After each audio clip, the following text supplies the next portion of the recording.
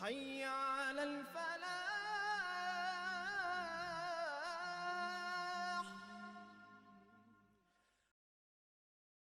الحمد لوليه والصلاة والسلام على نبيه وعلى آله وأصحابه المتأدبين بآدابه اما بعد 28واں پارہ ہے آج، اور اس کی پہلی صورت ہے مجادلہ۔ ایک صحابی یا حضور کی بارگاہ میں حاضر ہوئیں، ان کا مسئلہ تھا اور حضور علیہ السلام سے بحث کرنی تھی، تو ان کے بحث کرنے کو مجادلہ کہا گیا ہے۔ اس مناسبت سے اس کا نام ہے مجادلہ۔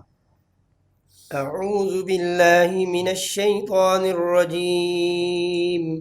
بسم الله الرحمن الرحيم. قد سمع الله قول التي تجادلك في زوجها وتشتكي إلى الله والله يسمع تحاوركما إن الله سميع بصير.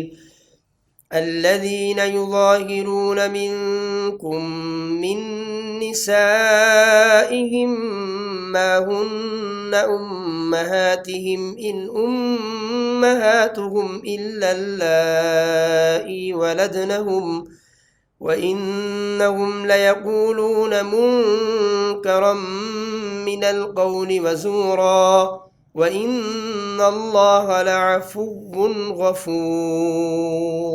بے شک اللہ نے اس عورت کی بات سن لی جو اپنے خاوند کے متعلق بحث اور تکرار کر رہی تھی اور اللہ سے شکایت کر رہی تھی، اور اللہ تم دونوں کی باتیں سن رہا تھا۔ بے شک اللہ بہت سننے والا، خوب دیکھنے والا ہے۔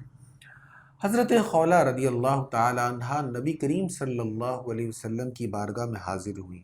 ان کے خاوند نے ان کے ساتھ زہار کیا تھا۔ زہار دور جاہلیت کی طلاق سمجھی جاتی تھی۔ زہار کیا ہے؟ کوئی شوہر اپنی بیوی سے کہے کہ تمہاری پشت میرے لیے میری ماں کی پشت کی طرح ہے۔ اس کو میں اگر آسان لفظوں میں کہوں تو اس کا مطلب یہ ہے کہ کوئی شوہر اپنی بیوی سے کہے کہ جس طرح میری ماں مجھ پر حرام ہے ایسے ہی تو مجھ پر حرام ہے، تو یہ زہار ہے۔ تو دور جاہلیت میں لوگ سمجھتے تھے اگر کسی نے زہار کر لیا ہے، اپنی بیوی کو ماں کہہ دیا ہے، تو بیوی اس پر ہمیشہ کے لیے حرام ہو گئی، اس کو طلاق ہو گئی۔ تو یہی مسئلہ حضرت خولہ کا تھا۔ یہ حضور صلی اللہ تعالیٰ علیہ وآلہ وسلم کی بارگاہ میں اپنا مسئلہ لے کر آئیں اور حضور سے بحث کر رہی تھی۔ ام المؤمنین سیدہ عائشہ صدیقہ رضی اللہ تعالیٰ عنہ فرماتی کہ ان کے گھر میں ہی یہ بات چل رہی تھی، لیکن وہ اتنی اونچی آواز میں، اتنی لاؤڈ بات نہیں کرنی تھی حضور سے، لیکن بحث کر رہی تھی۔ حضرت عائشہ کہتی ہیں کہ میں نے نہیں بات سنی وہ کیا کہہ رہی ہے۔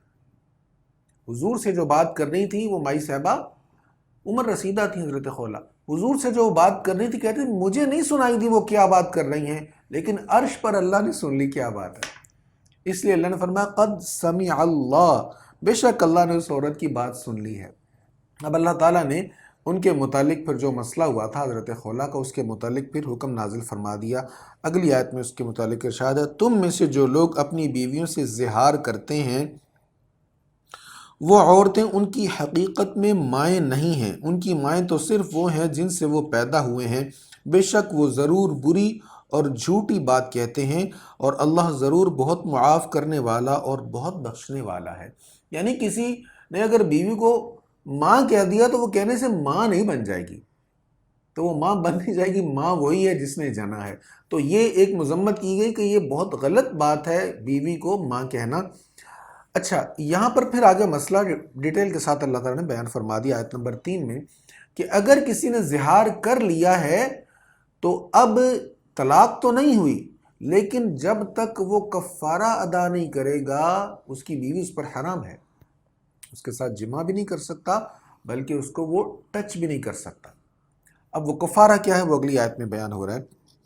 اور جو لوگ اپنی بیویوں سے زہار کر لیں پھر عمل زوجیت کے لیے لوٹنا چاہیں جس کے متعلق وہ اتنی سخت بات کہہ چکے ہیں، تو ان پر عمل زوجیت سے پہلے ایک غلام کو آزاد کرنا ہے۔ یہ وہ چیز ہے جس کی تم کو نصیحت کی جاتی ہے، اور اللہ تمہارے کاموں کی خوب خبر رکھنے والا ہے۔ تو جس نے زہار کر لیا ہے اب وہ اپنی بیوی کو چھو نہیں سکتا جب تک کیا نہ کرے، ایک غلام آزاد نہ کرے۔ اگلی آیت میں پھر مزید وضاحت ہو رہی ہے کہ اگر غلام نہیں ہے تو پھر کیا کرے۔ پس جو غلام کو نہ پائے تو اس پر عمل زوجیت سے پہلے 2 ماہ کے لگاتار روزے رکھنا ہے۔ پس جو روزوں کی طاقت نہ رکھے تو اس پر 60 مسکینوں کو کھانا کھلانا ہے۔ یہ حکم اس لیے ہے کہ تم اللہ اور اس کے رسول پر ایمان برقرار رکھو، اور یہ اللہ کی حدود ہیں اور کافروں کے لیے دردناک عذاب ہے۔ تو اب 2 صورتیں ہیں۔ اگر کسی نے زہار کیا تو غلام تو اب میسر نہیں ہے، تو پھر وہ کیا کرے؟ 60 روزے کے 60 دن وہ مسلسل روزے رکھے تو اس کا کفارہ ادا ہو جائے گا، پھر اس کو معافی مل جائے گی۔ اور اگر 60 روزے رکھنے کی استطاعت نہیں رکھتا تو پھر وہ 60 مسکینوں کو کھانا کھلائے۔ پھر ارشاد ہے بے شک جو لوگ، اب یہ مسئلہ یہاں پر زہار کا مکمل ہو گیا، بے شک جو لوگ اللہ اور اس کے رسول سے عداوت رکھتے ہیں وہ اسی طرح رسوا کیے جائیں گے جس طرح ان سے پہلے لوگ رسوا کیے گئے تھے، اور بے شک ہم نے واضح آیات نازل فرمائیں، اور کافروں کے لیے ذلت والا عذاب ہے جس دن اللہ ان سب کو اٹھائے گا، پھر انہیں ان کے کیے ہوئے کاموں کی خبر دے گا، جن کاموں کو اللہ نے محفوظ فرما لیا ہے اور وہ ان کو بھول چکے ہیں، اور اللہ ہر چیز پر نگاہ رکھنے والا ہے۔ ألم تر أن الله يعلم ما في السماوات وما في الأرض ما يكون من نجوى 3 إلا هو رابعهم ولا 5 إلا هو سادسهم ولا أدنى من ذلك ولا أكثر إلا هو معهم أينما كانوا ثم ينبئهم بما عملوا يوم القيامة إن الله بكل شيء عليم۔ اے مخاطب، کیا تم نہیں جانتے کہ اللہ جانتا ہے جو کچھ آسمانوں میں ہے اور جو کچھ زمینوں میں ہے؟ 3 میں جو بھی سرگوشی ہو، چوتھا اللہ ان کے ساتھ ہے، اور 5 میں جو بھی سرگوشی ہو، چھٹا اللہ ان کے ساتھ ہے، خواہ وہ اس سے کم ہوں یا زیادہ، اللہ ان کے ساتھ ہے وہ جہاں کہیں بھی ہوں۔ وَهُوَ مَعَهُمْ أَيْنَمَا كُنْتُمْ، اللہ ان کے ساتھ ہے وہ جہاں کہیں بھی ہوں۔ پھر قیامت کے دن اللہ ان کو ان کے کیے ہوئے کاموں کی خبر دے گا، بے شک اللہ ہر چیز کو خوب جاننے والا ہے۔ تو منافقین آپس میں سرگوشیاں کرتے، مسلمانوں کے خلاف، نبی رحمت صلی اللہ تعالیٰ علیہ وآلہ وسلم کے خلاف باتیں کرتے، تو اللہ تعالیٰ نے حکم فرما دیا کہ سرگوشی کرنا، پہلی بات تو یہ یہاں پر بیان ہوئی کہ دیکھو اگر تم سرگوشی کرو تو 3 ہو نا، آپس میں بات کر رہے ہو دوسروں سے چھپ کر، تو چوتھا اللہ ہے تم میں، اگر 5 ہو تو چھٹا اللہ ہے، تو جتنے بھی ہو تم، کم ہو یا زیادہ، تو جو سرگوشی کرتا ہے جتنی مرضی کو خفیہ بات کر لے، اگر وہ غلط بات ہے تو وہ ذہن میں رکھے کہ ان میں اللہ ہے، اللہ سے وہ پوشیدہ نہیں ہے۔ دوسروں سے پوشیدہ ہو کر کان میں بات کی جا سکتی ہے، لیکن اللہ تعالیٰ سے کچھ پوشیدہ نہیں ہے۔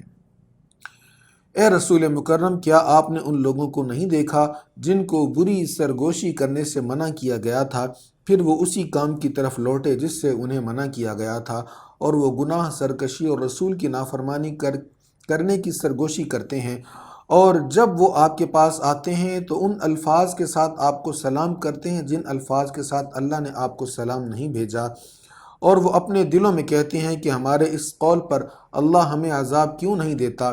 ان کے لیے دوزخ کافی ہے، وہ اسی میں داخل ہوں گے، اور وہ کیسا برا ٹھکانہ ہے۔ نبی کریم علیہ الصلوۃ والتسلیم کی بارگاہ میں یہود آئے اور بد زبانی کی، اور السلام علیکم کے الفاظ کو تھوڑی سی ترمیم کے ساتھ توہین آمیز الفاظ بولے، تو سرکار صلی اللہ تعالیٰ علیہ وآلہ وسلم نے صرف وعلیکم کہا، وعلیکم السلام نہیں کہا حضور نے، وعلیکم کہا، تو اس کے متعلق قرآن مجید فرقان حمید کی آیات نازل ہوئیں۔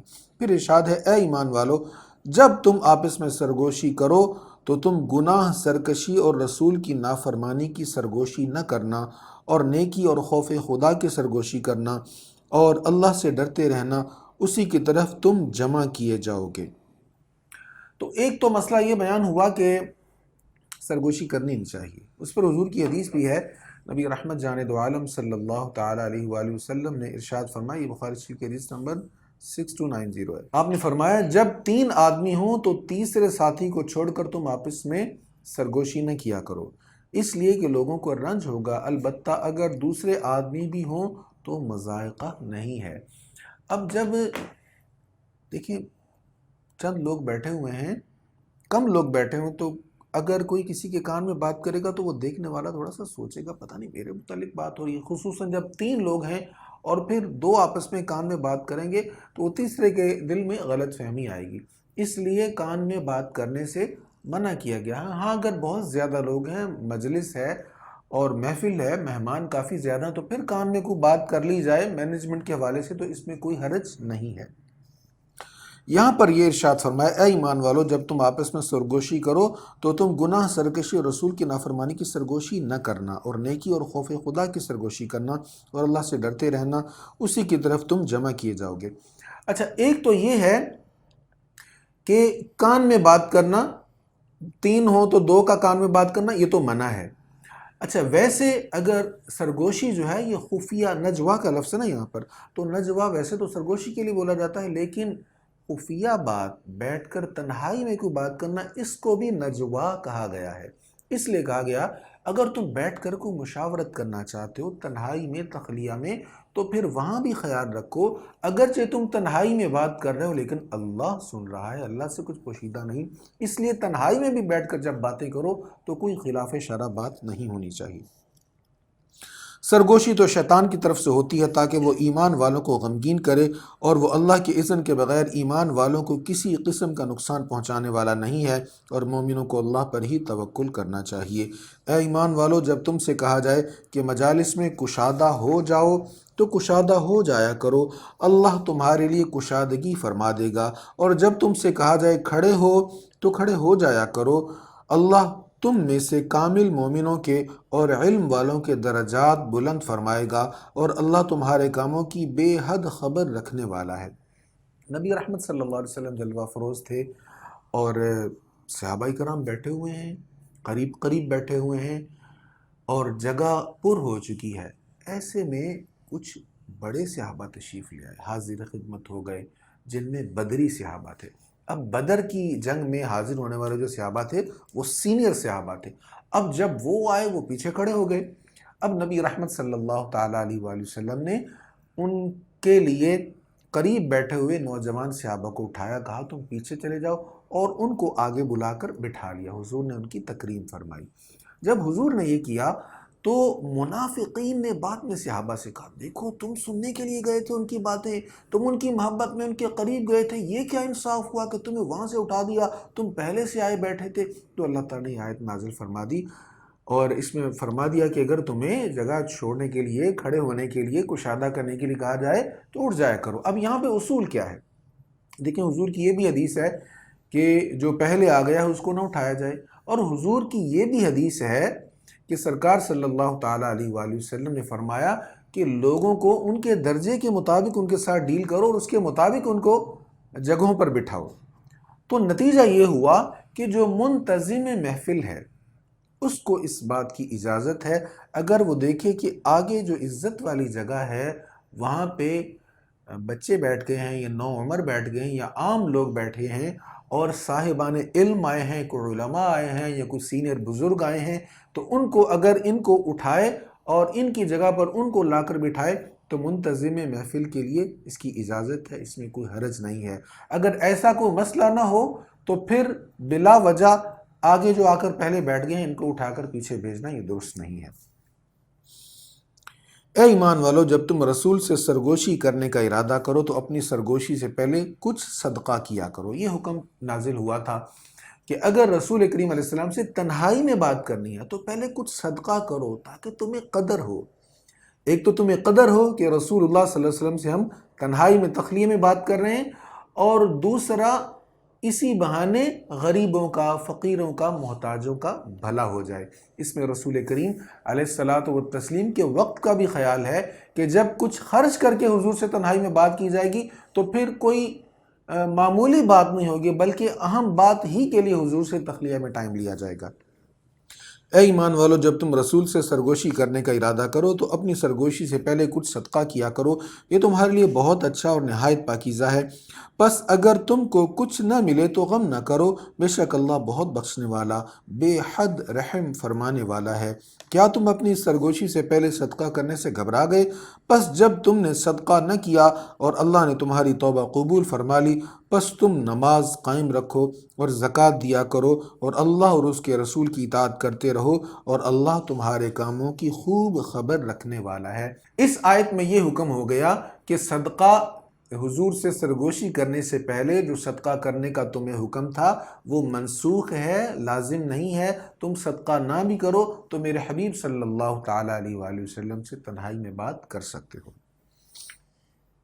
ألم تر إلى الذين تولوا قوما غضب الله عليهم ما هم منكم ولا منهم ويحلفون على الكذب وهم يعلمون أعد الله لهم عذابا شديدا إنهم ساء ما كانوا يعملون۔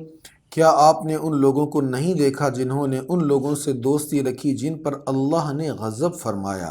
وہ نہ تم میں سے ہیں نہ ان میں سے ہیں، اور وہ دانستہ جھوٹی قسمیں کھاتے ہیں۔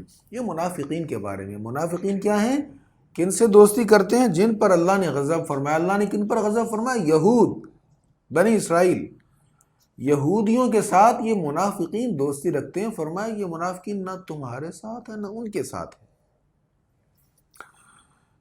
اللہ نے ان کے لیے سخت عذاب تیار کر رکھا ہے، بے شک وہ بہت برے کام کیا کرتے تھے، اور انہوں نے اپنی جھوٹی قسموں کو ڈھال بنا لیا، پھر لوگوں کو اللہ کے راستے سے روکا، سو ان کے لیے سخت ذلت والا عذاب ہے۔ ان کے اموال اور ان کی اولاد ان کو اللہ کے عذاب سے ہرگز نہیں بچا سکتے، یہ دوزخی ہیں، اسی میں ہمیشہ رہیں گے۔ جس دن اللہ ان سب کو اٹھائے گا تو یہ اس کے سامنے بھی اسی طرح قسمیں کھائیں گے جس طرح تمہارے سامنے قسمیں کھا رہے ہیں، اور ان کا یہ گمان ہوگا کہ وہ کسی دلیل پر ہیں۔ بے شک جو لوگ اللہ اور اس کے رسول سے عداوت رکھتے ہیں وہی لوگ سب سے زیادہ ذلیلوں میں ہیں۔ اللہ نے لکھ دیا ہے کہ ضرور میں غالب ہوں گا اور میرے رسول غالب ہوں گے، بے شک اللہ بہت قوت والا بے حد غالب ہے۔ تو شیطان کے گروہ کا ذکر ہوا، شیطان کے دوستوں کا ذکر ہوا۔ اس سے اگلی آیت جو آخری آیت ہے سورۃ المجادلہ کی، اس میں اللہ کے گروہ کا ذکر ہوا۔ اچھا، یہ سورۃ مجادلہ، اس کی ایک خاص بات میں عرض کرتا چلوں۔ اس سورت میں ایک خاص بات یہ ہے، یہ قرآن کریم کی واحد سورت ہے، اس کی 22 آیتیں ہیں، 3 رکوع ہیں اس کے۔ یہ قرآن کریم کی واحد سورت ہے جس کی ہر آیت میں اللہ تعالیٰ کا نام ہے، اللہ، اللہ اسم جلالت اس کی ہر آیت میں موجود ہے۔ اب آخری آیت میں بڑا دل نشیں ارشاد ہے، بے شک جو لوگ اللہ پر اور قیامت پر یقین رکھتے ہیں آپ ان کو ایسا نہیں پائیں گے کہ وہ ان سے محبت رکھیں جو اللہ اور اس کے رسول سے عداوت رکھیں۔ ایمان والا، اس کی پہچان کیا ہے؟ جو اللہ پر قیامت پر ایمان رکھتا ہے نا، وہ اللہ اور اس کے رسول کے دشمن سے محبت کبھی بھی نہیں کرے گا۔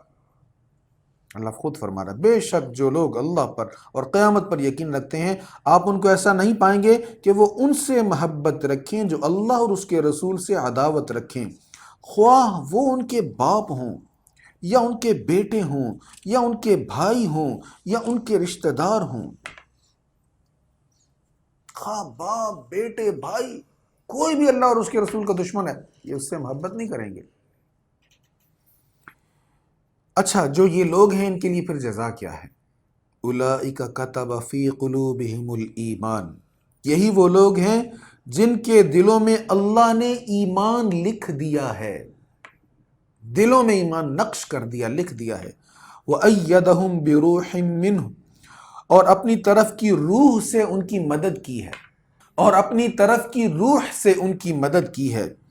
وَيُدْخِلُهُمْ جَنَّاتٍ تَجْرِي مِن تَحْتِهَا الْأَنْهَارُ، اور انہیں ان جنتوں میں داخل فرمائے گا جن کے نیچے سے دریا بہتے ہیں۔ خالدین فیہا، وہ ہمیشہ اس میں رہیں گے۔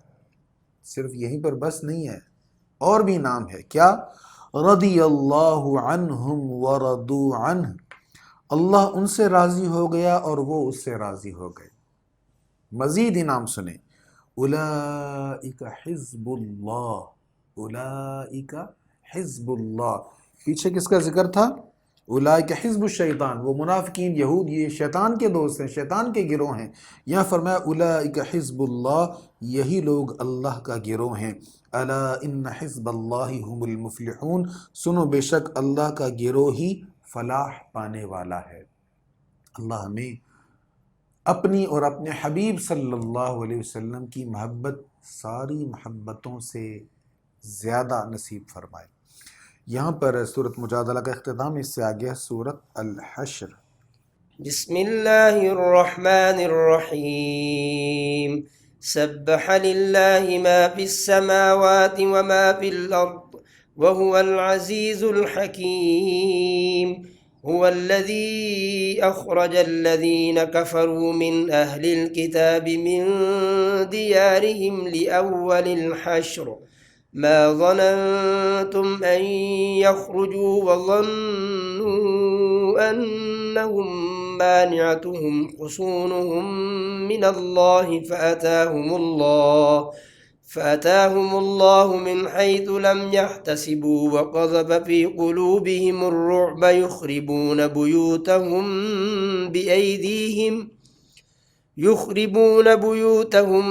بأيديهم وأيدي المؤمنين فاعتبروا يا أولي الأبصار۔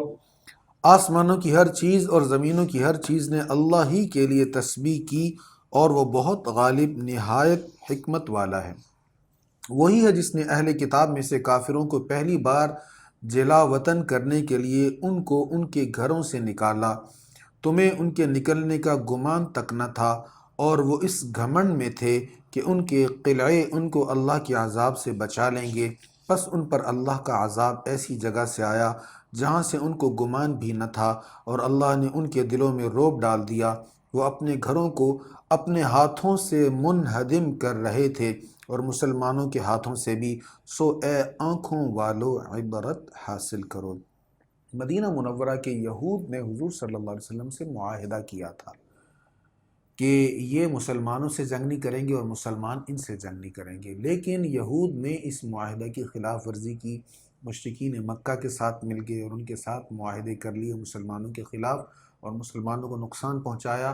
تو نبی رحمت صلی اللہ تعالیٰ علیہ وآلہ وسلم نے ان کا محاصرہ کیا، یہاں تک کہ پھر ان کو اپنا علاقہ چھوڑ کر وہاں سے جانا پڑا، اور یہ اپنے علاقے اور اپنے گھر سب کچھ چھوڑ کر چلے گئے۔ ان کو اجازت دی گئی کہ اپنا جو سامان لے جا سکتے ہو لے جاؤ۔ اب اپنے گھروں کو خود ہی اپنے ہاتھوں سے یہ توڑ رہے تھے، منہدم کر رہے تھے، تاکہ دروازے اور جو استعمال کی چیزیں ساتھ لے جا سکتے ہیں یہ لے جائیں۔ اب یہ لوگ جو وہاں پر خود کو بڑا محفوظ سمجھتے تھے، اللہ تعالیٰ نے مسلمانوں کا ایسا رعب ان پر طاری کر دیا، ایسا رعب ان پر ڈال دیا کہ مسلمانوں نے ان کا محض محاصرہ کیا ہوا تھا، اور محاصرہ جب طول پکڑ گیا تو انہیں شکست کھانی پڑی، یہ رعب سے مرعوب ہوئے اور اپنا سب کچھ چھوڑ کر یہاں سے یہ نکل گئے۔ پھر آگے ارشاد ہے، اور اگر اللہ نے ان کے لیے جلا وطنی کو مقرر نہ کر دیا ہوتا تو وہ ان کو ضرور دنیا میں عذاب دیتا، اور ان کے لیے آخرت میں دوزخ کا عذاب ہے۔ اس کی وجہ یہ ہے کہ انہوں نے اللہ کی اور اس کے رسول کی مخالفت کی، اور جو اللہ کی مخالفت کرے تو بے شک اللہ سخت عذاب دینے والا ہے۔ تم نے کھجوروں کے جو درخت کاٹ دیے یا جن کو ان کی جڑوں پر کھڑا چھوڑ دیا، سو وہ اللہ کے اذن سے ہوا، اور تاکہ وہ فاسقوں کو ذلیل کرے۔ اب یہ قبائل جہاں پر تھے، ان کے جہاں پر قلعے تھے، وہاں ارد گرد کھجوروں کے بہت زیادہ درخت تھے، اور وہ کھجوروں کے درخت ان کی ایک دفاعی لائن تھی، ڈیفنس لائن کے طور پر وہ یوز ہوتے تھے۔ اب ان کو گرائے بغیر ان کا صحیح محاصرہ نہیں ہو سکتا تھا، تو اللہ کے حکم سے رسول کریم علیہ الصلوۃ والتسلیم نے ان میں سے کچھ درختوں کو کاٹنے اور جلانے کا حکم دیا۔ تو یہ کفار نے، یہود نے اعتراض کیا کہ آپ تو فساد کے خلاف ہیں، تو یہ فساد فی الارض نہیں ہے، آپ خود فساد کر رہے ہیں۔ تو اللہ تعالیٰ نے یہ آیت نازل فرمائی کہ وہ جو کیا ہے وہ اللہ تعالیٰ کے حکم سے ہی رسول کریم علیہ الصلوۃ والتسلیم نے کیا ہے، اور وہ کیا کیوں ہے کہ تمہاری وہی ایک دفاعی لائن تھی، وہ اگر دفاعی لائن ٹوٹتی تو پھر ہی تم نے مرعوب ہونا تھا۔ وما أفاء الله على رسوله منهم فما وجفتم عليه من خيل ولا ركاب ولكن الله يسلط رسله على من يشاء، اور اللہ نے جو اموال ان سے نکال کر اپنے رسول پر لوٹا دیے، حالانکہ تم نے ان کے حصول کے لیے نہ اپنے گھوڑے دوڑائے تھے نہ اونٹ، لیکن اللہ اپنے رسولوں کو جن پر چاہے مسلط فرما دیتا ہے، اور اللہ ہر چیز پر قادر ہے۔ اب یہاں پر مال فے کا ذکر ہے، ایک ہے مال غنیمت۔ مال غنیمت کیا ہے؟ کفار کے ساتھ جنگ ہوئی، لڑائی ہوئی، اور اس جنگ میں جو اپنا مال چھوڑ کر کفار بھاگ گئے، کفار کی فوج شکست کھا کر بھاگ گئی، تو جو مال حاصل ہوا وہ ہے مال غنیمت۔ اور مسلمانوں کا لشکر کفار سے جنگ کرنے کے لیے گیا اور بغیر لڑائی کے کفار مال چھوڑ کر بھاگ گئے، اب جو مال حاصل ہوا یہ ہے مال فے۔ تو یہاں پر اللہ تعالیٰ فرما رہا ہے کہ تمہیں گھوڑے نہیں دوڑانے پڑے، تمہیں باقاعدہ لڑائی نہیں کرنی پڑی، اور ہم نے تمہیں مال عطا فرما دیا۔ اب مال فے کی تقسیم کیسے ہوگی؟ مال غنیمت کی تقسیم تو سورہ انفال میں گزر چکی ہے، تو مال فے کی تقسیم کیسے ہوگی وہ یہاں پر بیان ہو رہا ہے۔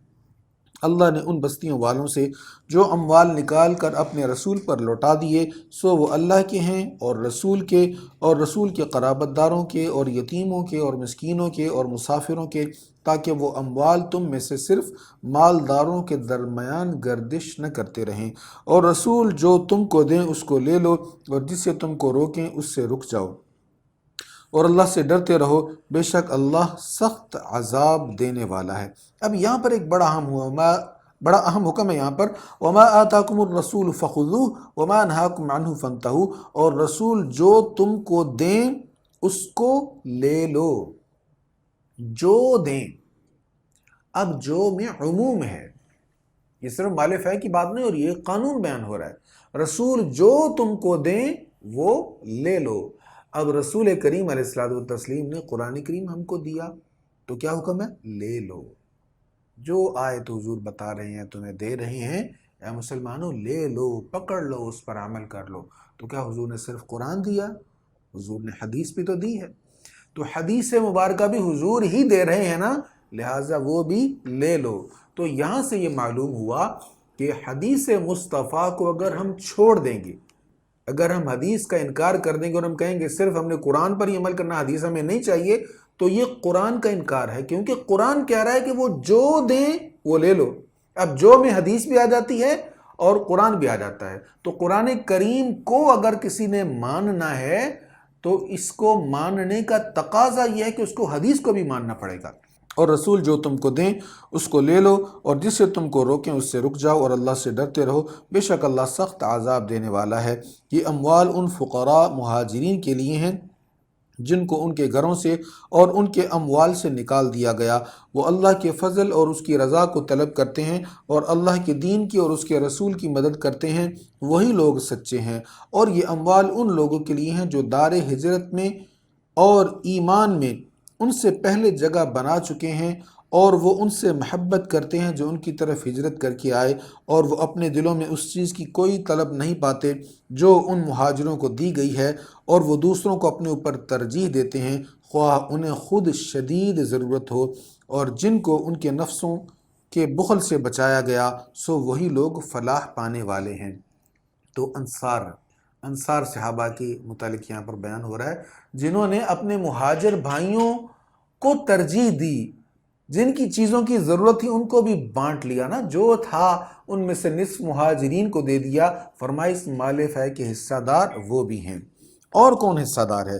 والذین جاءوا من بعدهم یقولون ربنا اغفر لنا ولاخواننا الذین سبقونا بالایمان، اور یہ اموال ان کے لیے ہیں جنہوں نے ان کے بعد ہجرت کی، وہ دعا کرتے ہیں اے ہمارے رب ہمیں معاف فرما اور ہمارے ان بھائیوں کو جو ہم سے پہلے ایمان لائے، اور ہمارے دلوں میں ایمان والوں کے لیے کینہ نہ رکھ، اے ہمارے رب بے شک تو بے حد شفقت کرنے والا بہت مہربان ہے۔ یہاں سے بڑی ایک اہم بات معلوم ہو رہی ہے کہ اموال غنیمت ان کو بھی دیں جو یہ دعا مانگتے ہیں اے اللہ ہمیں معاف فرما اور ہمارے ان بھائیوں کو جو ہم سے پہلے ایمان لائے، ہم سے پہلے ایمان لانے والے جو دنیا سے جا چکے ہیں، اللہ ان کو معاف فرما۔ تو اسی کو دعائے مغفرت کہتے ہیں، اسی کو ایصال ثواب کہتے ہیں، اسی کو کہتے ہیں کہ مرنے والے کو زندے کے عمل سے فائدہ پہنچانا۔ اب یہ دعا کس کے لیے کر رہے ہیں؟ فوت شدگان کے لیے کر رہے ہیں، فوت شدگان ایمان والوں کے لیے کر رہے ہیں۔ تو فوت شدگان کے لیے، ایمان والے فوت شدہ مسلمانوں کے لیے دعائے مغفرت کرنے والے اللہ کو اچھے لگتے ہیں، اس لیے فرمایا یہ مال غنیمت، یہ مال فے جو ہے اس میں سے ان کو بھی حصہ دیا جائے۔ ألم تر إلى الذين نافقوا يقولون لإخوانهم الذين كفروا من أهل الكتاب لئن أخرجتم لنخرجن معكم ولا نطيع فيكم أحدا أبدا وإن قوتلتم لننصرنكم والله يشهد إنهم لكاذبون۔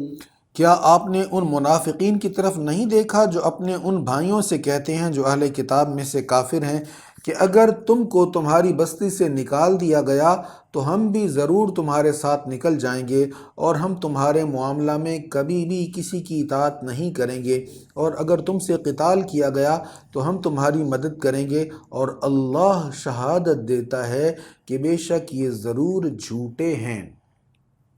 اب محاصرے سے پہلے، یہود کے وہاں سے جانے سے پہلے یہ آیت نازل ہوئی اور اس میں پیش گوئی کی گئی۔ ہوا یہ تھا کہ یہ جو یہود تھے ان کو منافقین نے کہا تھا کہ تم نے گھبرانا نہیں ہے، ہم تمہارے ساتھ ہیں، اگر مسلمانوں نے تمہیں یہاں سے نکالنے کی کوشش کی تو ہم تمہارے ساتھ ہیں، اگر تمہیں مارنے کی کوشش کی تو ہم تمہیں پوری مدد دیں گے اور یہاں سے نکالنے نہیں دیں گے، اور اگر تمہیں جانا پڑ گیا یہاں سے تو ہم بھی تمہارے ساتھ مدینہ منورہ چھوڑ کر چلے جائیں گے۔ اللہ تعالیٰ فرما رہے یہ جھوٹے ہیں، یہ جھوٹے ہیں، یہ کبھی بھی یہودیوں کا ساتھ نہیں دیں گے، کیونکہ منافق ہے۔ منافق کا کام یا کیا ہوتا ہے؟ اس کے پاس گیا تو کیا میں تمہارے ساتھ ہوں، اس کے پاس گئے تو کیا میں تمہارے ساتھ ہوں، نہ اس کے ساتھ نہ اس کے ساتھ، اپنا مفاد جہاں پہ ہے وہیں یہ اپنا معاملہ چلائیں گے۔ اگر ان کو نکالا گیا تو یہ ان کے ساتھ نہیں نکلیں گے، اور اگر ان سے قتال کیا گیا تو یہ ان کی مدد نہیں کریں گے، اور اگر انہوں نے ان کی مدد کی تو یہ ضرور پیٹھ پھیر کر بھاگیں گے، پھر کہیں سے ان کی مدد نہیں کی جائے گی۔ اے مسلمانوں، ان کے دلوں میں ضرور اللہ سے زیادہ تمہارا خوف ہے، اس کی وجہ یہ ہے کہ یہ لوگ نہیں سمجھتے، وہ سب مل کر بھی تم سے قلعہ بند بستیوں کے سوا نہیں لڑ سکیں گے یا دیواروں کی آڑ سے، ان کی لڑائی آپس میں بہت سخت ہے۔ اے مخاطب، تم ان کو متفق سمجھتے ہو حالانکہ ان کے دل مختلف ہیں، کیونکہ یہ لوگ عقل سے کام نہیں لیتے۔ ان کی مثال ان لوگوں کی طرح ہے جو ماضی قریب میں اپنے کرتوتوں کا مزہ چکھ چکے ہیں اور ان کے لیے دردناک عذاب ہے۔ کون ماضی قریب میں اپنے کرتوتوں کا مزہ چکھ چکے ہیں؟ وہ جو بدر میں آئے تھے، جو کہتے تھے ہم مسلمانوں کو ختم کریں گے، ان کو رسیوں سے باندھ کر مکہ شریف لے جائیں گے اور چوکوں میں کھڑے کر کے ایک ایک کو چن چن کے ماریں گے۔ ان ظالموں کا جو حشر ہوا ہے یہی حال ان لوگوں کا ہے۔ ان کی مثال شیطان کی طرح ہے جس نے انسان سے کہا کفر کر، پھر جب اس نے کفر کر لیا تو شیطان نے کہا میں تجھ سے بیزار ہوں، میں اللہ رب العالمین سے ڈرتا ہوں۔ سو ان دونوں کا انجام ہمیشہ دوزخ میں رہنا ہے اور ظالموں کی یہی سزا ہے۔ يا أيها الذين آمنوا اتقوا الله ولتنظر نفس ما قدمت لغد واتقوا الله إن الله خبير بما تعملون ولا تكونوا كالذين نسوا الله فأنساهم أنفسهم اولئک هم الفاسقون۔ اے ایمان والو، اللہ سے ڈرتے رہو اور ہر شخص غور کرتا رہے کہ اس نے کل قیامت کے لیے کیا بھیجا ہے، اور اللہ سے ڈرتے رہو، بے شک اللہ تمہارے کاموں کی خبر رکھنے والا ہے۔ اور ان لوگوں کی طرح نہ ہو جانا جنہوں نے اللہ کو بھلا دیا تو اللہ نے بھی انہیں اپنی جانوں سے بھلا دیا، یہی لوگ فاسق ہیں۔ وَلَا تَكُونُوا كَالَّذِينَ نَسُوا اللَّهَ، ان لوگوں کی طرح نہ ہو جانا جنہوں نے اللہ کو بھلا دیا، فَأَنسَاهُمْ أَنفُسَهُمْ، تو اللہ نے بھی انہیں اپنی جانوں سے بھلا دیا۔ کیا مطلب؟ جنہوں نے اللہ کو بھلایا، اللہ کے ذکر سے غافل ہوئے، اس کے احکام کو بھلایا، اللہ نے ان کو اپنی جانوں سے بھلا دیا، یعنی جو ان کے حق میں مفید تھا وہ اس کو بھولے رہے، وہ زندگی بھر اس چیز کے پیچھے پڑے رہے جو ان کے حق میں مفید نہیں تھا، اور جو ان کے حق میں اچھا تھا وہ انہیں بھولا رہا۔ یا قیامت کے ہولناک مناظر، قیامت کی سختیوں کو وہ بھولے رہے اور دنیا کی لذتوں میں مگن رہے، یہاں تک کہ اچانک موت آئی تو اب ان کے پاس عمل کرنے کا وقت باقی نہیں بچا تھا۔ لا یستوی اصحاب النار و اصحاب الجنہ، دوزخی اور جنتی برابر نہیں ہو سکتے، جنتی ہی کامیاب ہیں۔ اگر ہم اس قرآن کو کسی پہاڑ پر نازل کرتے تو اے مخاطب تو ضرور اس کو اللہ کے لیے جھکتا ہوا اور اللہ کے خوف سے پھٹتا ہوا دیکھتا۔ ہم ان مثالوں کو لوگوں کے لیے بیان کرتے ہیں تاکہ وہ غور و فکر کریں۔ اگر پہاڑ پر نازل ہوتا تو اللہ کے کلام کی ہیبت اور اس کے جلال کی وجہ سے پہاڑ دب جاتے، ریزہ ریزہ ہو جاتے۔ تو کون سی چیز ہے جو پہاڑوں سے بھی زیادہ طاقتور ہے، پہاڑوں سے بھی زیادہ مضبوط ہے؟ وہ قلب مصطفیٰ ہے۔ حضور کے دل پر قرآن اترا نا، علی قلبک لتکون من المنذرین، حضور کے قلب پر قرآن کریم اترا تو حضور کے قلب میں پہاڑوں سے بھی زیادہ طاقت اللہ تعالیٰ نے پیدا فرمائی۔ اس سے آگے سورت حشر کی آخری 3 آیتیں ہیں، ان آیتوں کی بہت زیادہ فضیلت ہے۔ حضور صلی اللہ تعالیٰ علیہ وآلہ وسلم کا ارشاد سنیے۔ سرکار صلی اللہ علیہ وسلم نے فرمایا، حضرت معقل بن یسار رضی اللہ عنہ بیان کرتے ہیں کہ آپ نے ارشاد فرمایا، جس نے صبح کے وقت 3 مرتبہ اعوذ باللہ السمیع العلیم من الشیطان الرجیم، اعوذ باللہ السمیع العلیم من الشیطان الرجیم کہا اور سورہ حشر کی آخری 3 آیات کی تلاوت کی تو اللہ تعالیٰ 70,000 فرشتے مقرر کر دیتا ہے جو شام تک اس کے لیے دعائے مغفرت کرتے رہتے ہیں، اور اگر اسی دن انتقال کر جائے تو شہید کی موت مرے گا، اور جو شخص شام کے وقت اسے پڑھے تو اس کا بھی یہی مرتبہ ہے۔ امام ترمذی نے اس کو کتاب الفضائل میں لکھا ہے۔ اسی طرح حضرت ابو امامہ باہلی روایت کرتے ہیں کہ نبی رحمت صلی اللہ علیہ وسلم نے ارشاد فرمایا، جس شخص نے رات یا دن میں سورہ حشر کی آخری 3 آیتیں پڑھیں اور اسی رات یا دن میں اس کا انتقال ہو گیا تو اس نے جنت کو واجب کر لیا۔ یہ شعب الایمان کی حدیث ہے۔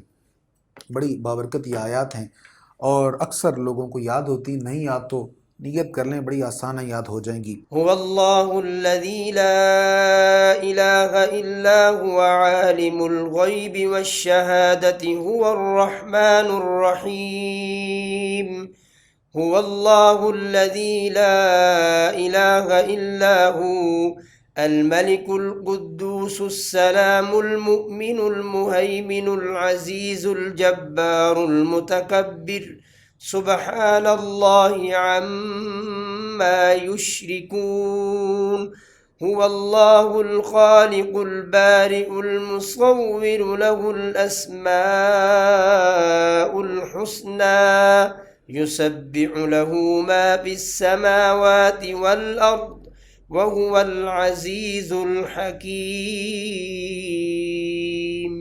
وہی اللہ ہے جس کے سوا کوئی عبادت کا مستحق نہیں ہے، وہ ہر غیب اور شہادت کا جاننے والا ہے، وہ نہایت رحم فرمانے والا بہت مہربان ہے۔ وہی اللہ ہے جس کے سوا کوئی عبادت کا مستحق نہیں ہے، وہ بادشاہ ہے بہت پاک، ہر نقص سے سالم، امان دینے والا، نگہبان، بہت غالب، نہایت عظمت والا، سب سے بڑا۔ مشرکین اس کے متعلق جو کچھ کہتے ہیں اس سے پاک ہے۔ وہی اللہ ہے، خالق، موجد، صورت بنانے والا، سبحان اللہ، باری، خالق، مصور، صورت بنانے والا، تمام اچھے نام اسی کے ہیں۔ آسمانوں اور زمینوں کی تمام چیزیں اسی کی تسبیح کرتی ہیں اور وہ بہت غالب، بے حد حکمت والا ہے۔ تو یہاں اللہ کریم کے خوبصورت حسین ترین نام اسماء الحسنہ میں سے چند نام یہاں پر مذکور ہیں۔ قدوس کا معنی ہے جو اپنی ذات، صفات، افعال، احکام اور اسماء میں ہر عیب اور نقص سے پاک ہے۔ سلام کا معنی ہے ہر عیب اور نقص سے سلامتی والا یا سلامتی عطا کرنے والا۔ مؤمن کا معنی ہے امان دینے والا۔ دوسرا معنی ہے تصدیق کرنے والا، یعنی اپنے رسولوں اور اپنی کتابوں کی تصدیق کرنے والا۔ اور المہیمن اس کا معنی ہے شاہد، جس سے کوئی چیز غیب نہ ہو۔ العزیز کا معنی ہے غالب، جس کی کوئی نظیر نہ ہو۔ الجبار کا معنی ہے قہر اور جبر کرنے والا۔ المتکبر، اللہ اکبر۔ حضرت ابن عباس رضی اللہ تعالیٰ عنہ نے فرمایا وہ اپنی ربوبیت میں سب سے بڑا ہے، اس کی مثل کوئی پرورش کرنے والا نہیں۔ مخلوق کے لیے متکبر کی صفت مذموم ہے۔ متکبر بڑا، بڑائی والا، جیسے ہم اللہ اکبر کہتے ہیں نا، اللہ اکبر سب سے بڑا، اسی سے متکبر ہے۔ تو بڑائی اللہ تعالیٰ کے لیے، ہم اگر اپنے لیے بڑائی بیان کریں، ہم بڑائی سمجھیں، اپنے اندر بڑائی لائیں، تو ہماری یہ صفت نہیں بنتی، ہماری یہ اچھی صفت نہیں ہے، بلکہ یہ مذمت والی ہے۔ یہ صفت صرف اللہ تعالیٰ کو زیبا ہے، اسی کے لیے بڑائی ہے، اسی کے لیے کبر ہے۔ الخالق اس کا معنی ہے کسی کو عدم سے، الخالق اس کا معنی ہے کسی کو عدم سے وجود میں لانے والا۔ نیز خلق کا معنی ہے تقدیر، وہ کسی چیز کو مخصوص صورت میں مقدر فرماتا ہے اور وہ جس چیز کا ارادہ فرماتا ہے اس کو وجود میں لے آتا ہے۔ الباری یعنی وہ صانع اور موجد ہے اور کسی سابقہ، نمونہ اور مثال کے بغیر چیزوں کو وجود میں لانے والا ہے۔ کمپنیز جو ہیں وہ کسی چیز کو بناتے ہوئے کسی دوسری چیز کو کاپی کرتے ہیں نا، کسی اور کمپنی نے کوئی چیز بنائی تو اس کو کاپی کر کے تھوڑا سا چینج کر کے کوئی اور چیز بنا لی۔ تو جتنے بھی ہمارے ہاں ایجادات ہیں یہ کسی نہ کسی چیز کو تھوڑا تھوڑا کاپی کر کے پھر نئی شیپ میں بنتی آتی ہیں۔ فرمایا وہ کیا ہے؟ وہ باری ہے، بغیر کسی نمونہ کے، بغیر کسی سابقہ چیز کے، وہ موجد ہے، ایجاد کرنے والا ہے، اور بغیر کسی مادہ کے وہ ایجاد کرنے والا ہے۔ المصور وہ جس طرح چاہتا ہے مخلوق کی صورت بناتا ہے۔ ہم وہ آیت پڑھ چکے ہیں، هو الذی یصورکم فی الارحام کیف یشاء، وہی ہے جو ماؤں کے رحموں میں تمہاری صورتیں بناتا ہے جیسی چاہتا ہے۔ سبحان اللہ۔ اسی پر سورہ حشر کا اختتام ہوا ہے۔ اس سے آگے سورۃ الممتحنہ۔ بسم الله الرحمن الرحيم. يا أيها الذين آمنوا لا تتخذوا عدوي وعدوكم أولياء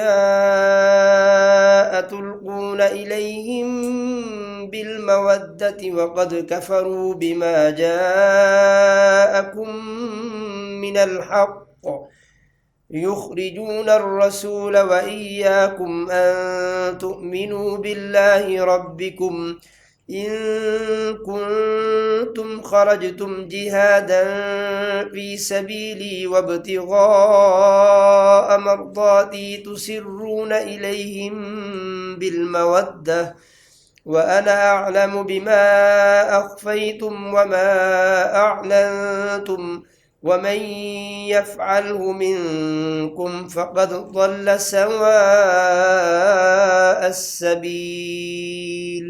اس آیت کا ترجمہ سننے سے پہلے اس کا شان نزول سن لیں، پھر ترجمے میں ذرا آسانی ہو جائے گی۔ حضور صلی اللہ علیہ وسلم کے ایک صحابی ہیں حضرت حاطب بن ابی بلتع، یہ بدری صحابہ میں سے ہیں۔ ان کی فیملی مکہ شریف میں تھی، یہ ہجرت کر کے مدینہ منورہ آ گئے تھے۔ نبی کریم صلی اللہ تعالیٰ علیہ وآلہ وسلم نے کوئی خفیہ مشورہ کیا اور حضور کا کچھ پلان تھا مشرکین مکہ کے متعلق۔ انہوں نے وہ جو آپ کا راز تھا وہ خط لکھ کر مشرکین مکہ کے سرداروں کی طرف بھیج دیا۔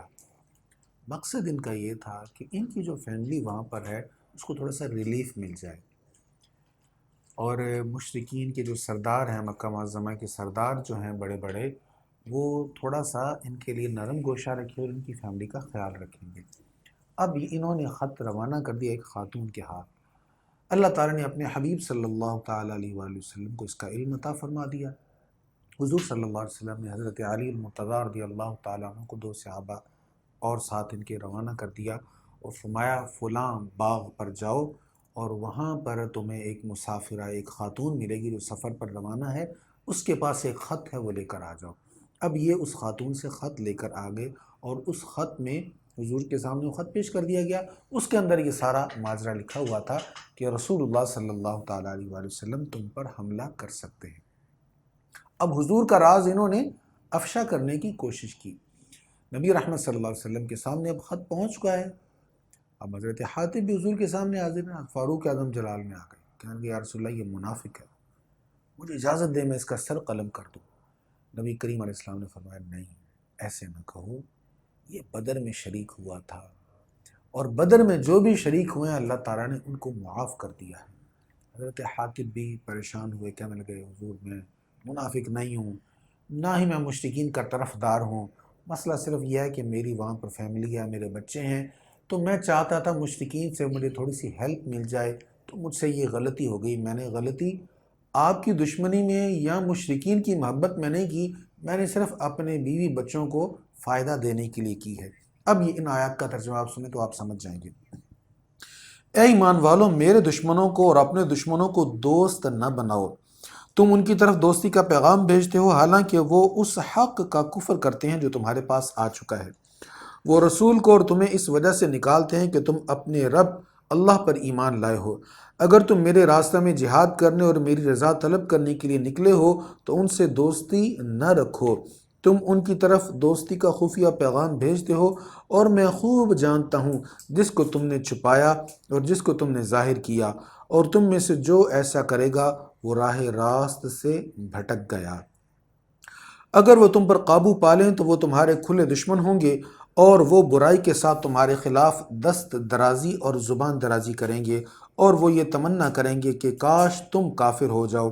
تمہاری رشتہ داریاں اور تمہاری اولاد قیامت کے دن ہرگز تمہیں نفع نہیں دیں گی، اللہ تمہارے درمیان جدائی کر دے گا اور اللہ تمہارے تمام کاموں کو خوب دیکھنے والا ہے۔ تمہارے لیے ابراہیم اور اس کے اصحاب میں بہترین نمونہ ہے، قد کانت لکم اسوۃ حسنۃ فی ابراہیم والذین معہ، یعنی یہ حضرت حاتب بن ابی بلتہ اور اس فکر کے لوگوں کو، اس فکر کے جن سے یہ خطا ہوئی، ان کو کہا جا رہا ہے کہ تمہارے لیے ابراہیم علیہ الصلوۃ والتسلیم اور ان کے ساتھیوں کی زندگی وہ نمونہ ہے، تمہارے لیے بہترین نمونہ، اس کو دیکھو انہوں نے کیا کیا۔ تمہارے لیے ابراہیم اور ان کے اصحاب میں بہترین نمونہ ہے جب انہوں نے اپنی قوم سے کہا ہم تم سے بیزار ہیں اور ان سے جن کی تم اللہ کو چھوڑ کر عبادت کرتے ہو، ہم نے تم سب کا انکار کیا اور ہمارے اور تمہارے درمیان ہمیشہ کے لیے دشمنی اور بغض ظاہر ہو گیا حتیٰ کہ تم اللہ واحد پر ایمان لے آؤ، مگر ابراہیم کا اپنے عرفی باپ سے یہ کہنا میں تمہارے لیے ضرور مغفرت طلب کروں گا اور میں اللہ کے مقابلہ میں تمہارے لیے کسی چیز کا مالک نہیں ہوں۔ اے ہمارے رب، ہم نے تجھ پر ہی توکل کیا اور تیری ہی طرف رجوع کیا اور تیری ہی طرف لوٹنا ہے۔ اب یہاں پر بیان یہ ہوا کہ تم ابراہیم علیہ الصلوۃ والتسلیم کو دیکھو جنہوں نے اللہ کی خاطر اپنا سب کچھ چھوڑ دیا، گھر چھوڑ دیا، وطن چھوڑ دیا، دیش چھوڑ دیا، قریبی رشتہ دار عزیز خاندان کے لوگ، یہاں تک کہ سگا چچا چھوڑ دیا جو مشرک تھا اللہ کے لیے۔ لہٰذا تم ان سے اسوہ لو، جیسے انہوں نے کیا ویسے کرو۔ لیکن ابراہیم علیہ الصلوۃ والتسلیم کے اسوہ میں سے، یعنی ان کے طریقہ میں سے یہ چیز تم نہیں لوگے۔ وہ کیا؟ وہ یہ کہ انہوں نے اپنے مشرک چچا کے لیے مغفرت کی دعا کی تھی۔ تمہیں اجازت نہیں ہے کہ اپنے کسی بھی مشرک کے لیے دعائے مغفرت کرو۔ جو مشرک مرا ہے اس کے لیے مغفرت کی دعا کرنا تمہارے لیے جائز نہیں ہے۔ اچھا، حضرت ابراہیم علیہ الصلوۃ والتسلیم نے اپنے مشرک چچا کے لیے مغفرت کی دعا کیوں کی تھی، اس کا ذکر ہم پڑھ چکے ہیں سورۃ توبہ میں۔ سورۃ توبہ کی آیت نمبر 114 ہے، اور ابراہیم کا اپنے عرفی باپ کے لیے مغفرت کی دعا کرنا صرف اس سبب سے تھا کہ انہوں نے اس سے وعدہ کر لیا تھا، اور جب ان پر ظاہر ہو گیا کہ وہ اللہ کا دشمن ہے تو وہ اس سے بیزار ہو گئے، پھر انہوں نے اس کے لیے دعا نہیں کی تھی۔ تو ابراہیم علیہ الصلوۃ والتسلیم کہ اسوہ میں سے اس چیز کو فالو کرنے سے منع کیا گیا کہ کسی مشرک کے لیے مغفرت کی دعا نہیں کرنی۔ ابراہیم علیہ السلام بھی دعا کرنے سے پھر بعد میں بیزار ہو گئے تھے جب ان پر کنفرم ہو گیا تھا کہ یہ ایمان نہیں لائے گا، لیکن ابراہیم علیہ السلام نے اپنے والدین کے لیے جو دعا کی تھی اس کو پسند بھی کیا گیا، اس کو قرآن کا حصہ بھی بنایا گیا، ہماری نماز کا بھی حصہ بنایا گیا۔ وہ کیا ہے؟ ربنا اغفر لی ولوالدی وللمؤمنین یوم یقوم الحساب۔ یہ دعا ہم مانگتے ہیں ہر نماز میں، اور یہ دعا ہمیں ویسے بھی دعاؤں میں مانگنے کی اجازت ہے، کیونکہ ابراہیم علیہ السلام کے جو والدین تھے وہ مشرک نہیں تھے، وہ ایمان والے تھے۔ تو یہ مسلمانوں کو کہا گیا کہ تم حضرت ابراہیم علیہ السلام کی پیروی کرو، یعنی ایمان کی خاطر، اللہ کی خاطر، حق کی خاطر جو کچھ چھوڑنا پڑے سب چھوڑ دو، حضور کی خاطر جو چھوٹتا ہے سب چھوٹ جائے، کوئی حرج نہیں ہے۔ روٹتی ہے خدائی تو روٹھے، تیرا رشتہ نبی سے نہ ٹوٹے۔ روٹتی ہے خدائی تو روٹھے، تیرا رشتہ نبی سے نہ ٹوٹے۔ دیکھ دیوانے پیارے نبی کے، عشق ہے یہ تماشا نہیں ہے۔ اللہ ہمیں صحیح معنوں میں حضور کی محبت نصیب فرمائے۔ پھر دعا ہے، اے ہمارے رب ہمیں کافروں کے لیے آزمائش نہ بنا، اور اے ہمارے رب ہماری مغفرت فرما، بے شک تو ہی بہت غالب بے حد حکمت والا ہے۔ بے شک تمہارے لیے ان میں اچھا نمونہ ہے، خصوصاً ان کے لیے جو اللہ سے ملاقات کی امید رکھتے ہوں اور روز آخرت سے، اور جس نے ان کافروں کو دوست بنایا تو بے شک اللہ ہی بے نیاز اور لائق حمد ہے۔ عسى الله أن يجعل بينكم وبين الذين عاديتم منهم مودة والله قدير والله غفور رحيم۔ عن قریب اللہ تمہارے درمیان اور تمہارے دشمنوں کے درمیان محبت پیدا فرما دے گا، اور اللہ بہت قادر ہے، اور اللہ بہت بخشنے والا بے حد رحم فرمانے والا ہے۔ عن قریب کیا؟ یعنی فتح مکہ ہو گیا، اب وہ بڑے بڑے سردار جو تھے وہ مسلمان ہو گئے، حضرت ابو سفیان مسلمان ہو گئے، اب وہ جو دشمن تھے اب ان کے اور ان کے درمیان محبت پیدا ہو گئی۔ وہ فرمایا جب وہ اللہ اور اس کے رسول کے دشمن ہیں پھر تم محبت نہیں کر سکتے، ہاں جب وہ ان کے دل صاف ہو جائیں گے، ان میں ایمان آ جائے گا، اللہ تعالیٰ ان کے دلوں میں بھی پھر محبت ڈال دے گا، پھر تم بھی ان کے ساتھ محبت کرنا۔ اس صورتحال میں یعنی شخصیت وہی ہے، سرداران مکہ وہی ہیں، پہلے چونکہ وہ ایمان والے نہیں تھے تو ان کی محبت سے منع کیا گیا، اب ایمان لے آئے تو ان سے محبت کرنی بھی جائز ہے، اور ان کے دلوں میں بھی اللہ کریم نے محبت ڈال دی۔ پھر ارشاد ہے، اللہ تم کو ان کے ساتھ نیکی کرنے اور تھوڑا تھوڑا دینے سے نہیں روکتا جنہوں نے تم سے دین میں جنگ نہیں کی اور تم کو تمہارے گھروں سے نہیں نکالا، بے شک اللہ تھوڑا تھوڑا دینے والوں کو بھی پسند فرماتا ہے۔ اب کفار پر خرچ کرنے کی یہاں پر اجازت دی گئی ہے۔ جو کفار کیا جن میں کنڈیشن ہے وہ یہاں پر بیان ہو رہی کہ جنہوں نے مسلمانوں کو تکلیف نہیں پہنچائی، ان کو گھروں سے نکالا، ان کو اذیتیں نہیں دی، ان پر اگر خرچ کرنا پڑ جائے تو خرچ کر دو، اس سے امید کے ساتھ کہ دل جوئی کرنے، اس سے ان کا دل اسلام کی طرف مائل ہوگا، یہ اسلام لے آئیں گے، یا وہ کفار اگر رشتہ دار ہیں تو ان پر بھی خرچ کرنا جائز ہے، لیکن یہ کچھ شرائط ہیں۔ اللہ تم کو ان کے ساتھ نیکی کرنے اور تھوڑا تھوڑا دینے سے نہیں روکتا جنہوں نے تم سے دین میں جنگ نہیں کی اور تم کو تمہارے گھروں سے نہیں نکالا، بے شک اللہ تھوڑا تھوڑا دینے والوں کو بھی پسند فرماتا ہے۔ اللہ تمہیں انہی لوگوں کے ساتھ دوستی رکھنے سے منع فرماتا ہے جنہوں نے تم سے دین میں جنگ کی اور تم کو تمہارے گھروں سے نکالا اور تمہارے نکالنے میں مدد کی، اور جو ان سے دوستی کریں گے تو وہی ظالم ہیں۔ اے ایمان والو، جب تمہارے پاس ایمان والی عورتیں ہجرت کر کے آئیں تو ان کو آزما لیا کرو، اللہ ان کے ایمان کو خوب جانتا ہے۔ جب صلح حدیبیہ ہوئی تو اس میں ایک شک تھی اس معاہدہ میں کہ ہماری طرف سے کوئی مرد اگر آپ کی طرف آئے گا تو آپ ہمیں واپس کرنے کے پابند ہیں، آپ کی طرف سے کوئی مرد ہمارے پاس آئے گا یعنی مکہ کے کفار کے پاس تو ہم ان کو واپس کرنے کے پابند نہیں ہیں۔ اب اس شک میں رجال کا لفظ تھا، مردوں کا لفظ تھا، یہ نہیں کہا تھا کہ جو بھی آئے، جو کا لفظ نہیں تھا، ماں کا لفظ نہیں تھا، بلکہ مردوں کا لفظ تھا۔ تو کچھ خواتین، مسلمان خواتین مکہ معظمہ چھوڑ کر حضور کی بارگاہ میں مدینہ منورہ میں پہنچ گئیں۔ اب ان کے بارے میں حکم بیان ہو رہا ہے کہ چونکہ معاہدہ میں عورتوں کے لیے نہیں لکھا تھا، صرف مردوں کے لیے لکھا، تو مرد بھی کچھ آئے تھے، حضور نے ان کو واپس لوٹا دیا تھا، تو فرمایا چونکہ معاہدہ میں عورتوں کے لیے نہیں تھا لہذا جو عورتیں آتی ہیں آپ ان کو چیک کریں، اگر واقعی وہ ایمان والی ہیں تو آپ ان کو رہنے کی اجازت دیں۔ اے ایمان والو، جب تمہارے پاس ایمان والی عورتیں ہجرت کر کے آئیں تو ان کو آزما لیا کرو، اللہ ان کے ایمان کو خوب جانتا ہے۔ پھر اگر تم کو ان کے ایمان کا یقین ہو جائے تو پھر ان کو کفار کی طرف مت لوٹاؤ، نہ وہ مومنات کفار کے لیے حلال ہیں اور نہ وہ کفار ان مومنات کے لیے حلال ہیں، اور تم کافروں کو وہ مال دے دو جو انہوں نے ان مومنات پر خرچ کیا ہے، اور ان مومنات سے نکاح کرنے میں تم پر کوئی حرج نہیں ہے جب کہ تم ان کے مہر ادا کر دو، اور اے مسلمانوں، تم بھی کافر عورتوں کو اپنے نکاح میں نہ روکے رکھو، اور جو تم نے ان کے مہر میں خرچ کیا ہے وہ کافروں سے طلب کر لو، اور کافروں نے جو خرچ کیا ہے وہ تم سے طلب کر لیں۔ یہ اللہ کا وہ حکم ہے جس کا وہ تمہارے درمیان فیصلہ فرماتا ہے، اور اللہ بہت علم والا، حکمت والا ہے۔ یعنی جو عورتیں کسی کافر کے نکاح میں تھی لیکن ہیں وہ ایمان والی، وہ ہجرت کر کے آئیں، تو کافروں نے جو ان کو حق مہر دیا ہوا ہے، اب مسلمانوں کی ذمہ داری ہے وہ حق مہر ان کو واپس کر دیں، جو ان کو ادھر نہ بھیجیں۔ یہ ان کے نکاح سے نکل گئی ہیں، وہ کافر ہیں، یہ مومن ہیں، لہٰذا یہ ان کے نکاح میں نہیں۔ اب یہ عورتیں یہاں مسلمانوں میں سے جس کے ساتھ چاہیں یہ نکاح کر سکتی ہیں، جو ان کے ساتھ نکاح کرنا چاہے باقاعدہ نکاح حق مہر دے کر وہ کر سکتا ہے۔ اسی طرح مسلمانوں کو حکم دیا گیا کہ جو کافر عورتیں تمہارے نکاح میں ہیں ان کو بھی تم رخصت کر دو اور ان کو نکال دو، جو حق مہر تم نے ان کو دیا ہوا ہے وہ تم کفار سے وصول کرو۔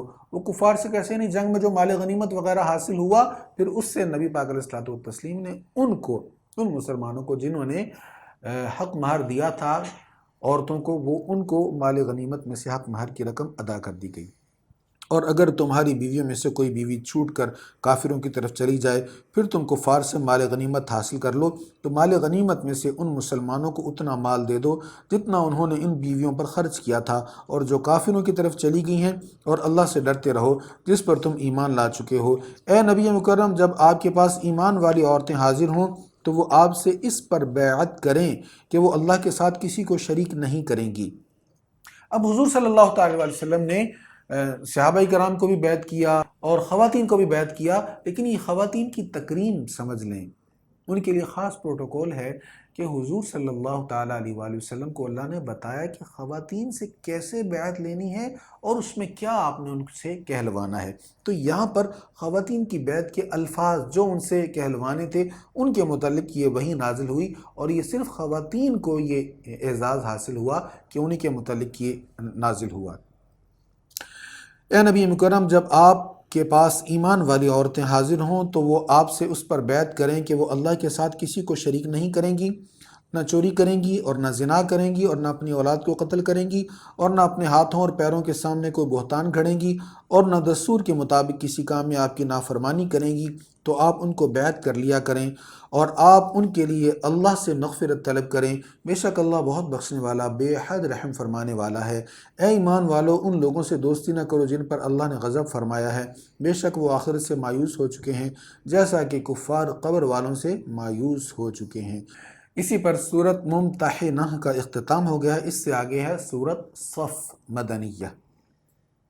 بسم اللہ الرحمن الرحیم سبح للہ ما فی السماوات وما فی الارض وهو العزیز الحکیم یا ایہا الذین آمنوا لم تقولون ما لا تفعلون كبر مقتا عند الله أن تقولوا ما لا تفعلون۔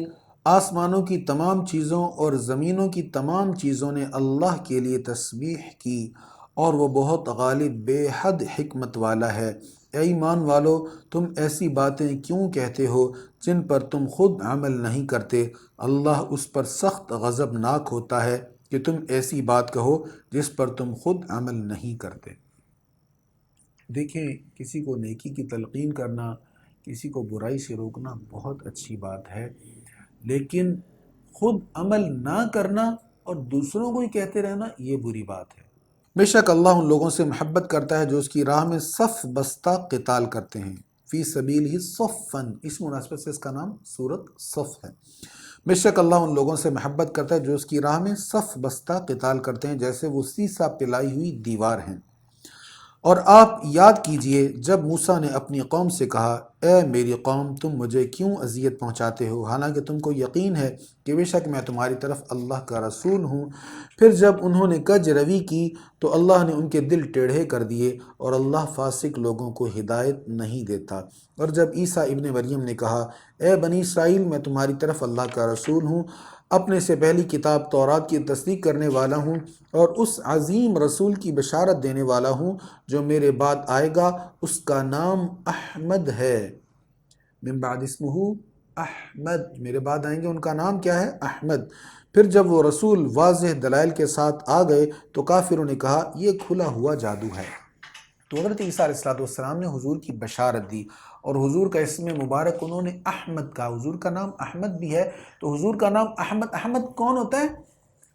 زیادہ حمد کرنے والا، زیادہ تعریف کرنے والا۔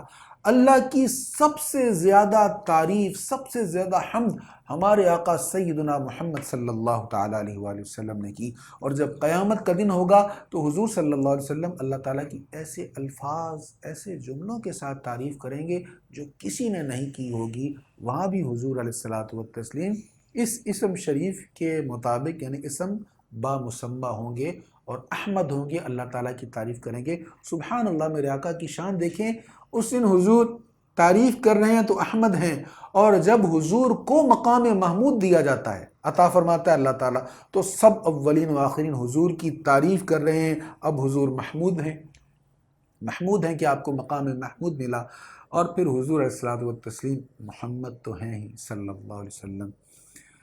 سبحان اللہ، بخاری شریف میں ہے نا کہ حضور صلی اللہ علیہ وسلم فرماتے ہیں کہ جب شفاعت کے لیے حضور سے کہا جائے گا تو حضور علیہ السلام اپنا سر انور سجدے میں رکھ دیں گے۔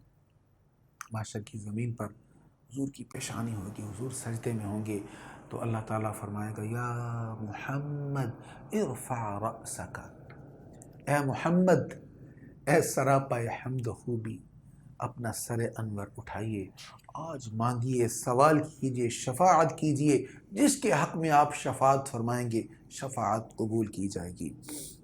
اس سے آگے ارشاد ہے اور اس سے بڑا ظالم کون ہوگا جو جھوٹ بول کر اللہ پر بہتان باندھے حالانکہ اس کو اسلام کی دعوت دی جاتی ہے اور اللہ ظالم لوگوں کو ہدایت نہیں دیتا، اور اپنے منہوں سے پھونکے مار کر اللہ کے نور کو بجھانا چاہتے ہیں اور اللہ اپنے نور کو پورا کرنے والا ہے، خواہ کافروں کو کتنا ہی ناگوار ہو۔ هو الذي ارسل رسوله بالهدى ودين الحق ليظهره على الدين كله ولو كره المشركون، وہی ہے جس نے اپنے رسول کو ہدایت اور دین حق کے ساتھ بھیجا تاکہ اس کو تمام دینوں پر غالب کر دے، خواہ مشرکوں کو کتنا ہی ناگوار ہو۔ تو حضور کا دین، دین محمدی، اسلام تمام دینوں پر غالب ہے۔ کیسے غالب ہے؟ دلائل کے اعتبار سے۔ جتنے مضبوط دلائل مسلمانوں کے پاس ہیں، اے مسلمانوں کیوں کمپلیکس کا شکار ہو، کس احساس سے کمتری میں پڑے ہوئے ہو؟ جتنے مضبوط دلائل تمہارے پاس ہیں، جیسی شاندار کتاب تمہارے پاس ہے، تمہاری سوچ ہوگی، کفار کے پاس تو ایسا کچھ بھی نہیں ہے، یہود اور عیسائیوں کے پاس ایسا کچھ بھی نہیں ہے، کوئی مضبوط چیز نہیں ہے ان کے پاس۔ ان کے تو شہر بدلیں، ملک بدلیں تو ان کی کتاب چینج ہو جاتی ہے۔ آپ بائبل کی کاپیز مختلف جگہوں سے جو پرنٹ ہوئی ہیں وہ لے لیں، ان کو آپس میں میچ کریں، ٹیلی کریں تو وہ نہیں ملیں گی۔ یہ کتاب قرآن کریم ہے، پوری دنیا میں جہاں جائیں گے ایک ہی کتاب ہوگی۔ تو جتنے مضبوط دلائل اللہ نے اسلام کو دیے ہیں کسی کے پاس نہیں ہے، اور غالب ہے اسلام اس اعتبار سے کہ اسلام کے پاس دلائل بہت شاندار ہیں۔ يا أيها الذين آمنوا هل أدلكم على تجارة تنجيكم من عذاب أليم تؤمنون بالله ورسوله وتجاهدون في سبيل الله بأموالكم وأنفسكم ذلكم خير لكم إن كنتم تعلمون۔ اے ایمان والو، کیا میں تم کو ایسی تجارت بتاؤں جو تم کو دردناک عذاب سے نجات دے؟ تم اللہ اور اس کے رسول پر ایمان لاؤ اور اپنے مالوں اور اپنی جانوں کے ساتھ اللہ کی راہ میں جہاد کرو، یہ تمہارے لیے بہتر ہے اگر تم علم رکھتے ہو۔ وہ تمہارے گناہ بخش دے گا اور تم کو ان جنتوں میں داخل کر دے گا جن کے نیچے سے دریا بہتے ہیں، اور عمدہ پاکیزہ مکانوں میں، دائمی جنتوں میں۔ یہی بہت بڑی کامیابی ہے، اور دوسری نعمت بھی جس کو تم پسند کرتے ہو، عن قریب اللہ کی طرف سے مدد اور فتح حاصل ہوگی، اور مومنین کو بشارت دیجئے۔ یعنی ایمان والو، اللہ تمہیں جنت بھی دے گا اور دنیا میں بھی فتح دے گا۔ اب ہمیں جو دنیا میں فتوحات نہیں مل رہی، یا ہم جو پس رہے ہیں، اس کی وجہ یہ ہے کہ ہم نے ان احکام پر عمل نہیں کیا جو پیچھے بیان ہوئے، ہمارا اس پر عمل نہیں ہے۔ اگر ہم عمل کریں تو آخرت میں بھی عزت ہوگی، شان ملے گی، عظیم مقامات ملیں گے، دنیا میں بھی اللہ تعالیٰ عزتیں عطا فرمائے گا۔ اے ایمان والو، اللہ کے دین کے مددگار بن جاؤ، جیسا کہ عیسیٰ ابن مریم نے حواریوں سے کہا، اللہ کی طرف میرے مددگار کون ہیں؟ اے ایمان والو، اللہ کے دین کے مددگار بن جاؤ، ہمیں کہا جا رہا ہے۔ ہم سوچیں ہم دین کے کتنے مددگار ہیں۔ مددگار ہونا تو ایک بہت بڑے اعزاز کی بات ہے۔ کیا ہم قول، فعل یا اپنے کسی کردار سے، کسی عمل سے کہیں دین کے غلبہ کی راہ میں خود تو نہیں رکاوٹ بنے ہوئے؟ ذرا ہم اپنی پارٹیز کو دیکھیں، اپنی تقاریب کو دیکھیں کہ ہمارا طرز عمل کس چیز کو فروغ دے رہا ہے۔ کیا ہم اسلام پسند چیزوں کو معاشرے میں پھیلا رہے ہیں یا اسلام کی مخالفت والی چیزوں کو پھیلا رہے ہیں؟ کیا ہم غلبہ اسلام والی چیزوں کو انٹروڈیوس کروا رہے ہیں یا اسلام کو مغلوب کرنے والی چیزوں کو، کفار کی پسندیدہ چیزوں کو ہم متعارف کروا رہے ہیں اپنے ماحول میں، اپنے ارد گرد کے لوگوں میں؟ یہ غور کرنے والی چیز ہے۔ اے ایمان والو، اللہ کے دین کے مددگار بن جاؤ، جیسا کہ عیسیٰ ابن مریم نے حواریوں سے کہا، اللہ کی طرف میرے مددگار کون ہیں؟ حواریوں نے کہا، ہم اللہ کے دین کے مددگار ہیں۔ پھر بنی اسرائیل کی ایک جماعت ایمان لے آئی اور دوسری جماعت نے کفر کیا، پس ہم نے ایمان والوں کی ان کے دشمنوں کے خلاف مدد کی تو مومن کافروں پر غالب آ گئے۔ یہاں پر سورۃ صف کا اختتام ہے، اس کے آگے سورۃ الجمعہ، اس میں جمعہ کا بیان ہے۔ جمعہ میم پر پیش ہے، ہم جمعہ بولتے ہیں، جمعہ اصل لفظ کیا ہے؟ جمعہ۔ یا ایھا الذین آمنوا اذا نودی للصلاۃ من یوم الجمعہ، جیم پر بھی پیش ہے، میم پر بھی پیش ہے۔ تو اس صورت میں جمعہ کی فرضیت بیان ہوئی، اس مناسبت سے اس کا نام بھی جمعہ ہے۔ بسم اللہ الرحمن الرحیم يسبح لله ما في السماوات وما في الأرض الملك القدوس العزيز الحكيم هو الذي بعث في الأميين رسولا منهم يتلو عليهم آياته ويزكيهم ويعلمهم الكتاب والحكمة وإن كانوا من قبل لفي ضلال مبين۔ اللہ کی تسبیح کرتی ہے ہر وہ چیز جو آسمانوں میں ہے اور ہر وہ چیز جو زمینوں میں ہے، وہ ساری کائنات کا بادشاہ، بے حد پاک، بہت غالب، بے انتہا حکمت والا ہے۔ وہی ہے جس نے ان پڑھ لوگوں میں انہی میں سے عظیم رسول بھیجا جو ان پر اس کی آیات تلاوت کرتا ہے اور ان کے باطن کو صاف کرتا ہے اور ان کو کتاب اور حکمت کی تعلیم دیتا ہے، اور بے شک وہ اس سے پہلے کھلی گمراہی میں تھے، اور ان میں سے دوسروں کو بھی جو ابھی ان پہلوں سے نہیں ملے، اور وہ بہت غالب، بے حد حکمت والا ہے۔ یہ اللہ کا فضل ہے، وہ اسے جس کو چاہے عطا فرماتا ہے، اور اللہ بہت بڑے فضل والا ہے۔ جن لوگوں کو تورات دی گئی اور انہوں نے اس پر عمل نہیں کیا، یہ بڑی اہم آیت ہے اور بڑا اہم حکم ہے اس کے اندر۔ یہ آیت نمبر 5 ہے، یہ ہے یہود کے متعلق، لیکن ہم نے بھی اس پر غور کرنا ہے، کہیں ہم تو نہیں اس کا شکار ہو گئے۔ جن لوگوں کو تورات دی گئی اور انہوں نے اس پر عمل نہیں کیا، ان کی مثال اس گدھے کی طرح ہے جس پر کتابوں کا بوجھ لدا ہوا ہے۔ ان لوگوں کی کیسی بری مثال ہے جنہوں نے اللہ کی آیتوں کی تکذیب کی، اور اللہ ظالموں کو ہدایت نہیں دیتا۔ یہود کے بارے میں کہا گیا ان کی حالت گدھے کے جیسی ہے۔ گدھا کیوں کہا گیا؟ خچر کیوں نہیں کہا گیا؟ گھوڑا کیوں نہیں کہا گیا؟ اس لیے کہ گدھے کو زیادہ حقیر سمجھا جاتا ہے۔ گدھا سواری کے کام نہیں آتا، عام طور پر یہ بوجھ ہی لادنے کے کام آتا ہے۔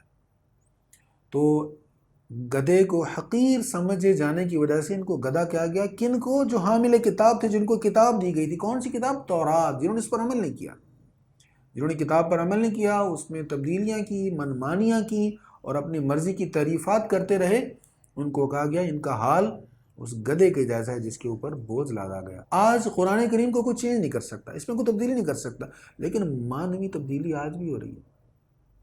وہ اقبال کا شعر ہے نا، وہ کس قدر فقیہان حرم بے توقیر، خود بدلتے نہیں قرآن کو بدل دیتے ہیں، ہوئے کس قدر فقیہان حرم بے توقیر۔ آج بھی یہ کام ہو رہا ہے کہ کتاب کو تو بدل نہیں سکتے، تو خود کو بدل لو بھائی، کتاب کے مطابق کر لو، وہ بھی نہیں کرنا۔ تو جب خود کو کتاب کے مطابق نہیں کرنا تو پھر اس میں معنوی تحریف ہوگی۔ قرآن کو بدل دیا، اس کے معانی کو بدل دیا، حکم کچھ اور تھا، بیان کچھ اور ہو رہا ہے، اور اس میں سے معنی کچھ اور بیان کیا جا رہا ہے۔ یہ کب ہوتا ہے؟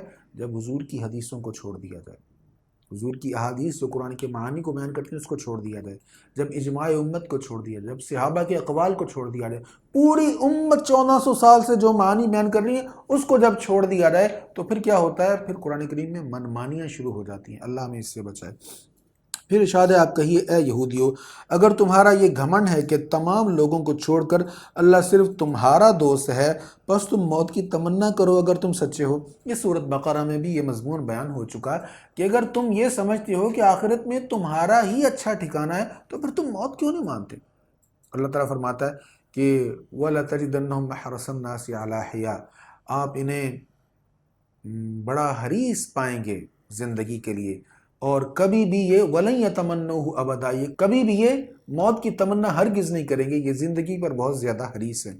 تو ان کے اس قول کی تردید ہو رہی ہے کہ اگر تم جانتے ہو کہ جنت میں تمہارا ہی مقام ہے، تمہیں ہی ملے گی جنت، تو پھر تو تمہیں موت کی تمنا کرنی چاہیے تاکہ اس دنیا سے جان چھوٹے، جلدی تم جنت میں جاؤ، لیکن وہ موت کی تمنا نہیں کریں گے۔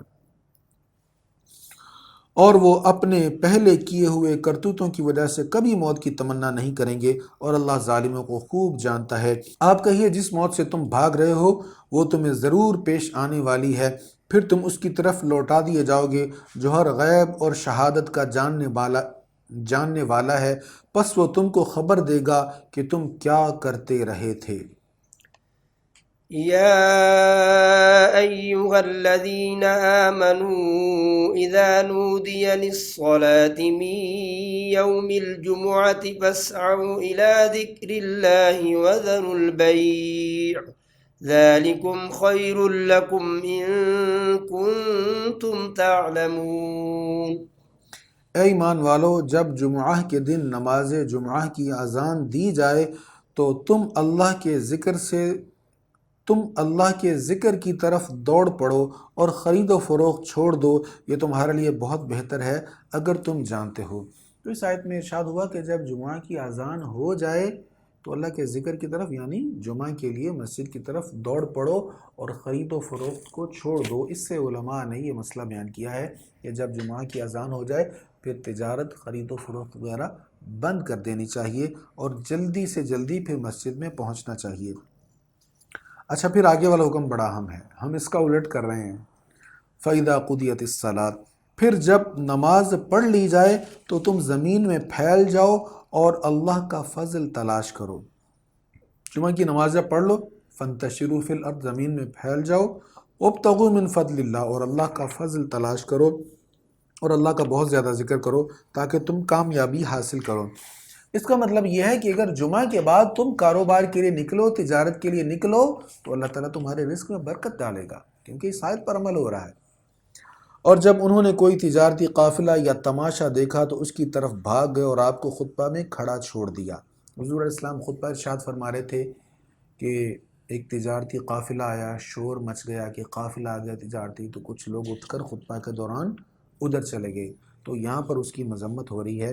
اور جب انہوں نے کوئی تجارتی قافلہ یا تماشا دیکھا تو اس کی طرف بھاگ گئے اور آپ کو خطبہ میں کھڑا چھوڑ دیا۔ آپ کہیے اللہ کے پاس جو اجر ہے وہ تماشے اور تجارتی قافلے سے بہتر ہے، اور اللہ سب سے بہتر رزق دینے والا ہے۔ یہاں پر سورۃ جمعہ کا اختتام ہے۔ اب اس سے آگے بلکہ پیچھے سے یہ شروع ہو رہا ہے سلسلہ کہ ساری صورتیں اب دو دو رکوع والی، 2 رکوع سے بڑی صورت کوئی نہیں آئے گی، بلکہ 30ویں پارے میں جا کر ایک ایک رکوع والی صورتیں آ جائیں گی۔ تو سورۃ المنافقون ہے اس کے بعد۔ اس صورت میں پہلی آیت میں ہی منافقین کا ذکر ہے، اس مناسبت سے اس کا نام ہے المنافقون۔ بسم اللہ الرحمن الرحیم اذا جاءك المنافقون قالوا نشهد انك لرسول الله والله يعلم انك لرسوله والله يشهد ان المنافقين لكاذبون۔ اے رسول مکرم، جب آپ کے پاس منافقین آتے ہیں تو کہتے ہیں کہ ہم گواہی دیتے ہیں کہ بے شک آپ ضرور اللہ کے رسول ہیں۔ اب یہاں بڑا دلچسپ انداز بیان ہے، تھوڑا سا غور کیجئے گا۔ منافقین آتے ہیں تو کیا کہتے ہیں؟ نشہدو، ہم گواہی دیتے ہیں، انکا، بے شک آپ، لا، ضرور، رسول اللہ، اللہ کے رسول ہیں۔ جب منافق آپ کے پاس آتے ہیں تو گواہی دیتے ہیں بے شک آپ ضرور اللہ کے رسول ہیں۔ اب اللہ تعالیٰ کیا فرماتا ہے ان کے اس قول کے بارے میں؟ واللہ یعلم انک لرسول، اور اللہ خوب جانتا ہے کہ بے شک آپ ضرور اللہ کے رسول ہیں۔ جیسے انہوں نے کہا تھا ویسے اللہ کا جملہ ہے، اللہ تعالیٰ کا ارشاد ہے واللہ یعلم، اور اللہ تعالیٰ خوب جانتا ہے انک لرسول، بے شک آپ ضرور اللہ کے رسول ہیں۔ منافقین نے کیا کہا تھا؟ بے شک ہم گواہی دیتے ہیں بے شک آپ ضرور اللہ کے رسول ہیں، اور اللہ تعالیٰ کیا فرما رہا ہے؟ بے شک آپ ضرور اس کے رسول ہیں۔ پھر آگے کیا ارشاد ہے؟ واللہ یشہد ان المنافقین لکاذبون، اور اللہ گواہی دیتا ہے کہ بے شک منافقین ضرور جھوٹے ہیں۔ واللہ یشہد ان المنافقین لکاذبون۔ اب منافقین نے کہا کیا تھا؟ منافقین نے ہی کہا تھا نا بے شک ہم گواہی دیتے ہیں بے شک آپ ضرور اللہ کے رسول ہیں۔ اب اللہ کیا کہہ رہا ہے؟ اللہ گواہی دیتا ہے بے شک منافقین ضرور جھوٹے ہیں۔ اب جو منافقین نے بات کہی تھی اس بات کو تو اللہ تعالیٰ بھی کہہ رہا ہے کہ ہاں اللہ جانتا ہے۔ منافقین نے کہا تھا بے شک آپ ضرور اللہ کے رسول ہیں، اللہ نے فرمایا واللہ یعلم انک لرسول، اللہ خوب جانتا ہے کہ آپ اللہ کے رسول ہیں۔ واللہ یشہد ان المنافقین لکاذبون، بے شک اللہ گواہی دیتا ہے، اور اللہ گواہی دیتا ہے بے شک منافقین ضرور جھوٹے ہیں۔ کیا مطلب؟ اگرچہ بات سچی کر رہے ہیں، یہ سچ ہے کہ آپ اللہ کے ضرور سچے رسول ہیں، یہ پرفیکٹ بات ہے، 100% سچی بات کر رہے ہیں، لیکن دل سے نہیں کر رہے ہیں، ان کا دل ان کی زبان کا ساتھ نہیں دے رہا۔ اس لیے اے حبیب، وہ جو کہہ رہے ہیں قول سچا ہے لیکن یہ کہنے والے جھوٹے ہیں۔ اس لیے یہاں سے معلوم ہوا کبھی کبھی سچی بات کہنے والا بھی جھوٹا ہوتا ہے جب وہ دل سے نہیں کہہ رہا ہوتا۔ بات سچی کہہ رہا ہے لیکن وہ دل سے نہیں کہہ رہا تو وہ بھی جھوٹا ہوتا ہے۔ یہ منافقین کا طرز عمل ہے۔ انہوں نے اپنی قسموں کو ڈھال بنا لیا، پس اللہ کے راستے سے لوگوں کو روکا، بے شک یہ بہت برا کام کر رہے ہیں۔ اس کی وجہ یہ ہے کہ وہ زبان سے ایمان لائے، پھر انہوں نے دل کا کفر ظاہر کر دیا، سو ان کے دلوں پر مہر لگا دی گئی تو وہ سمجھتے نہیں ہیں۔ اور اے مخاطب، جب تم انہیں دیکھو گے تو ان کے جسم تمہیں اچھے لگیں گے، اور اگر وہ بات کریں تو تم ان کی بات سنو گے، گویا وہ دیوار کے سہارے کھڑے ہوئے شہتیر ہیں، وہ ہر بلند آواز کو اپنے خلاف سمجھتے ہیں، یہی حقیقی دشمن ہیں، سو تم ان سے خبردار رہو، اللہ انہیں ہلاک کرے، یہ کہاں اوندھے جا رہے ہیں۔ تو منافقین کو کہا گیا کأنہم خشب مسندہ، گویا وہ دیوار کے سہارے کھڑے ہوئے شہتیر ہیں۔ دیکھیں شہتیر کیا ہوتا ہے؟ شہتیر کا یا تو ستون بنتا ہے، کالم، پلر بنتا ہے، یا پھر اس کو بیم کے طور پر استعمال کیا جاتا ہے، چھت میں ڈالا جاتا ہے اور اس کے اوپر چھت کا لوڈ ہوتا ہے، وزن ہوتا ہے، تو یہ شہتیر کا کام ہے۔ لیکن جس شہتیر کو دیوار کے ساتھ دیوار کے سہارے کھڑا کر دیا جائے وہ بے مقصد ہوتا ہے، اس نے کوئی بوجھ نہیں اٹھایا، نہ اس نے بیم کا بوجھ اٹھایا ہے، نہ چھت کا بوجھ اٹھایا ہے، کسی کام کا نہیں، وہ فضول چیز ہے کہ شہتیر ہونے کے باوجود وہ دیوار کے سہارے کھڑا۔ فرمایا یہ بھی دیکھنے میں بڑے خوبصورت جسم ہے، بولنے میں عبداللہ بن ابی بڑی فصیح گفتگو کرتا ہے، لیکن فضول بے مقصد ہے اور یہ کسی کام کے نہیں، نہ اپنے کسی کام کے ہیں نہ مسلمانوں کے کسی کام کے ہیں، تو یہ فضول لوگ ہیں۔ تو کیا ہوتا ہے جب انسان دو رنگا ہو جاتا ہے نا تو پھر وہ کسی کام کا نہیں رہتا۔ دو رنگی چھوڑ دے یک رنگ ہو جا، سراسر موم یا پھر سنگ ہو جا، اللہ میں سچا ایمان والا بنائے، سچا پکا ایمان والا بنائے۔ اور جب ان سے کہا جاتا ہے آؤ رسول اللہ تمہارے لیے مغفرت طلب کریں، تو یہ اپنے سر مٹکاتے ہیں، اور آپ دیکھیں گے کہ یہ تکبر سے اپنے آپ کو روکتے ہیں۔ ان کے حق میں برابر ہے خواہ آپ ان کے لیے مغفرت طلب کریں یا نہ کریں، اللہ ان کی ہرگز مغفرت نہیں کرے گا۔ اللہ فاسق لوگوں کو ہدایت نہیں دیتا۔ یہ وہی لوگ ہیں جو کہتے تھے ان لوگوں پر خرچ نہ کرو جو رسول اللہ کے ساتھ ہیں، حتیٰ کہ یہ لوگ منتشر ہو جائیں، اور آسمانوں اور زمینوں کے تمام خزانے اللہ ہی کی ملکیت میں ہیں، لیکن منافقین نہیں سمجھتے۔ تو منافقین کیا چاہتے تھے کہ مسلمانوں پر کوئی خرچ نہ کرے، اگر ان پر کوئی خرچ کرے گا تو خرچ کرنے سے یہ مضبوط نہ ہو جائیں، آہستہ آہستہ یہ خود ہی بکھر جائیں گے، اور حضور کے قرب سے، حضور کے حول سے آپ کے ارد گرد جو بیٹھے ہیں یہ سب دور ہو جائیں گے غربت کی وجہ سے۔ اللہ فرما رہا ہے سارے خزانے تو اللہ کے پاس ہیں۔ اللہ تعالیٰ ان فاقہ مست لوگوں کو دل کا وہ غنا عطا فرمائے گا کہ منافقین کی بڑی بڑی دولتیں ان کے سامنے ہیچ ہو جائیں گی۔ وہ کہتے ہیں کہ اگر اب ہم مدینہ واپس گئے تو ضرور عزت والا ذلت والے کو وہاں سے نکال دے گا، حالانکہ عزت تو صرف اللہ کے لیے ہے اور اس کے رسول کے لیے ہے اور ایمان والوں کے لیے ہے، لیکن منافق نہیں جانتے۔ يا أيها الذين آمنوا لا تلهكم أموالكم ولا أولادكم عن ذكر الله ومن يفعل ذلك فأولئك هم الخاسرون۔ اے ایمان والو، تمہارے اموال اور تمہاری اولاد تم کو اللہ کے ذکر سے غافل نہ کر دیں، اور جس نے ایسا کیا تو وہی لوگ نقصان اٹھانے والے ہیں۔ اور جو کچھ ہم نے تم کو دیا ہے اس میں سے کچھ ہماری راہ میں خرچ کرو، اس سے پہلے کہ تم میں سے کسی کو موت آ جائے، پھر وہ کہے اے میرے رب تو نے مجھے کچھ اور دنوں کی مہلت کیوں نہ دی تاکہ میں صدقہ کرتا اور نیکوں میں سے ہو جاتا۔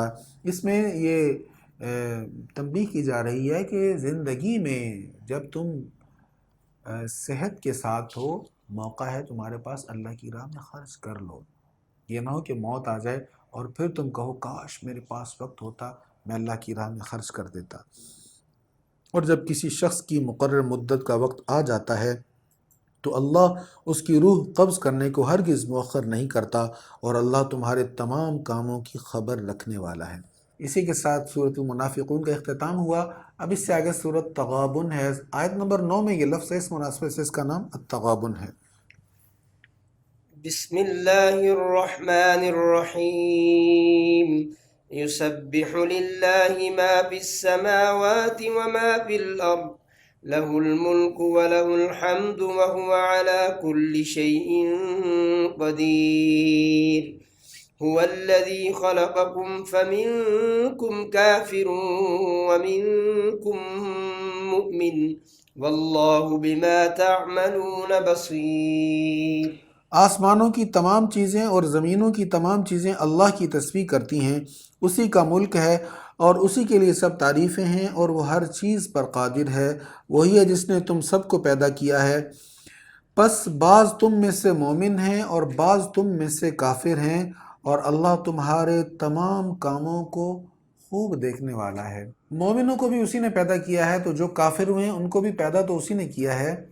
یہاں پر ایک بڑی اہم حدیث ہے، حضرت ابو سعید خدری رضی اللہ عنہ بیان کرتے ہیں کہ ایک دن شام کو نبی صلی اللہ علیہ وسلم نے ہمیں خطبہ دیا اور ہر اس چیز کا ذکر کیا جو ہونے والی ہے، اور بتایا کہ لوگ مختلف طبقات میں پیدا ہوں گے۔ ایک شخص مومن پیدا ہوگا اور بطور مومن زندگی گزارے گا اور بطور مومن مرے گا، اور ایک شخص کافر پیدا ہوگا اور کافر کے طور پر زندگی گزارے گا اور بطور کافر مرے گا۔ اگلا حصہ بڑا اہم ہے۔ اور ایک شخص مومن پیدا ہوگا، بطور مومن زندگی گزارے گا اور بطور کافر مرے گا، اور ایک شخص بطور کافر زندگی گزارے گا اور بطور مومن مرے گا۔ یہ کنز العمال کی حدیث ہے۔ تو بڑی اہم دعا ہے، اے اللہ ہمارا خاتمہ بالخیر کر دے۔ حضور کی پسندیدہ دعا ہے ربنا آتنا فی الدنیا حسنۃ وفی الآخرۃ حسنۃ وقنا عذاب النار۔ اللہ تعالیٰ دنیا بھی خیر والی کرے، آخرت بھی خیر والی کرے اور خاتمہ ایمان کے ساتھ فرمائے۔ اس نے آسمانوں اور زمینوں کو حق کے ساتھ پیدا کیا اور تمہاری صورتیں بنائیں تو بہت حسین صورتیں بنائیں، اور اسی کی طرف لوٹنا ہے۔ وہ جانتا ہے جو کچھ آسمانوں اور زمینوں میں ہے، اور وہ جانتا ہے جو کچھ چھپاتے ہو اور جو کچھ تم ظاہر کرتے ہو، اور اللہ سینوں میں چھپی ہوئی باتوں کو بھی خوب جاننے والا ہے۔ کیا تمہارے پاس ان لوگوں کی خبر نہیں آئی جنہوں نے تم سے پہلے کفر کیا تھا؟ انہوں نے اپنے کرتوتوں کی سزا دنیا میں چکھ لی اور آخرت میں ان کے لیے دردناک عذاب ہے۔ اس کی وجہ یہ ہے کہ ان کے پاس ان کے رسول واضح دلائل لے کر آئے تو انہوں نے کہا کیا بشر ہمیں ہدایت دیں گے؟ پس انہوں نے کفر کیا اور منہ پھیرا، اور اللہ نے ان کی کوئی پرواہ نہیں کی، اور اللہ بے نیاز ہے تعریف کیا ہوا۔ کافروں کا یہ باطل گمان ہے کہ ان کو مرنے کے بعد اٹھایا نہیں جائے گا۔ آپ کہیے کیوں نہیں، میرے رب کی قسم تم کو ضرور بضرور اٹھایا جائے گا، پھر تم کو تمہارے کرتوتوں کی ضرور بضرور خبر دی جائے گی، اور یہ اللہ پر بہت آسان ہے۔ سو تم اللہ پر ایمان لاؤ اور اس کے رسول پر اور اس نور پر جو ہم نے نازل کیا ہے، اور اللہ تمہارے تمام کاموں کی خوب خبر رکھنے والا ہے۔ جس دن وہ تم سب کو جمع ہونے کے دن جمع فرمائے گا، وہی دن کفار کے نقصان کا دن ہے، اور جو لوگ اللہ پر ایمان لائے اور انہوں نے نیک کام کیے، اللہ ان کے گناہوں کو ان سے مٹا دے گا اور ان کو ان جنتوں میں داخل کر دے گا جن کے نیچے سے دریا بہتے ہیں، وہ ان میں ہمیشہ رہنے والے ہوں گے۔ یہی بہت بڑی کامیابی ہے۔ اور جن لوگوں نے کفر کیا اور ہماری آیتوں کی تکذیب کی، وہی دوزخی ہیں، اس میں ہمیشہ رہنے والے ہیں، اور وہ کیسا برا ٹھکانہ ہے۔ ما أصاب من مصيبة إلا بإذن الله ومن يؤمن بالله يهد قلبه والله بكل شيء عليم وأطيعوا الله وأطيعوا الرسول فإن توليتم فإنما على رسولنا البلاغ المبين۔ جس شخص کو جو بھی مصیبت پہنچتی ہے وہ اللہ کے اذن سے پہنچتی ہے، اور جو شخص اللہ پر ایمان رکھے اللہ اس کے دل کو ہدایت دے گا، اور اللہ ہر چیز کو خوب جاننے والا ہے۔ اور اللہ کی اطاعت کرو اور رسول کی اطاعت کرو، پس اگر تم نے منہ پھیرا تو ہمارے رسول کے ذمہ تو صرف احکام کو وضاحت سے پہنچا دینا ہے۔ اللہ ہی ہے، اس کے سوا کوئی عبادت کا مستحق نہیں ہے، اور اللہ پر ہی مومنوں کو توکل کرنا چاہیے۔ اے ایمان والو، بے شک تمہاری بیویوں اور تمہاری اولاد میں سے کچھ تمہارے دشمن ہیں، سو ان سے ہوشیار رہو۔ کون دشمن ہے؟ جو حق پر چلنے سے منع کریں، جو حق کے راستے میں رکاوٹ بن جائیں، وہ بیوی وہ بچے دشمن ہیں۔ کچھ صحابہ ہجرت کرنے کا ارادہ کیا تو بچوں نے پکڑ لیا، بیوی نے پکڑ لیا، ہمیں کس کے سہارے چھوڑ کر جا رہے ہو؟ اور کچھ صحابہ کے بارے میں جب جہاد پر جانے لگتے تو بیوی بچے ان کو پکڑ لیتے، ہمیں کس کے سہارے چھوڑ کر جا رہے ہو؟ تو اللہ تعالیٰ نے آیت نازل فرمائی کہ ایسی اولاد اور ایسی بیوی تمہارے دشمن ہیں جو تمہیں فرائض سے روکے۔ جب ہجرت کرنا فرض ہے تو ہجرت ضرور کی جائے گی، جب جہاد پر جانا فرض ہے تو جہاد پر ضرور جایا جائے گا۔ اس لیے فرمایا اے ایمان والو، بے شک تمہاری بیویوں اور تمہاری اولاد میں سے کچھ تمہارے دشمن ہیں، سو ان سے ہوشیار رہو، اور اگر تم معاف کر دو اور درگزر کرو اور بخش دو تو بے شک اللہ بہت بخشنے والا بے حد رحم فرمانے والا ہے۔ انما اموالکم و اولادکم فتنہ، تمہارے اموال اور تمہاری اولاد تو صرف آزمائش ہیں، اور اللہ ہی کے پاس اجر عظیم ہے۔ پس تم جتنا ہو سکے اللہ سے ڈرتے رہو اور احکام سنو اور اطاعت کرو اور اللہ کی راہ میں خرچ کرو، یہ تمہارے لیے بہتر ہے۔ اور جو لوگ اپنے نفسوں کے بخل سے بچا لیے گئے تو وہی لوگ اخروی کامیابی پانے والے ہیں۔ اور اگر تم اللہ کو قرض حسن دو تو وہ تمہارے لیے اس کے اجر کو دگنا کر دے گا اور تم کو بخش دے گا، اور اللہ نہایت قدردان بہت حلم والا ہے۔ وہ ہر غیب اور شہادت کو جاننے والا ہے، بہت غالب بے حد حکمت والا ہے۔ سورۃ تغابن کا اختتام ہوا۔ اس سے آگے ہے سورۃ الطلاق۔ اس میں طلاق کے کچھ مسائل ہیں، زیادہ تر مسائل تو سورۃ بقرہ میں بیان ہو چکے ہیں، یہاں پر بھی کچھ مسائل ہیں، اس مناسبت سے اس کا نام الطلاق ہے۔ بسم اللہ الرحمن الرحیم یا ایہا النبی اذا طلقتم النساء فطلقوهن لعدتهن واحصوا العدة واتقوا اللہ ربکم لا تخرجوهن من بيوتهن ولا يخرجن إلا أن يأتين بفاحشة مبينة وتلك حدود الله ومن يتعد حدود الله فقد ظلم نفسه لا تدري لعل الله يحدث بعد ذلك أمرا۔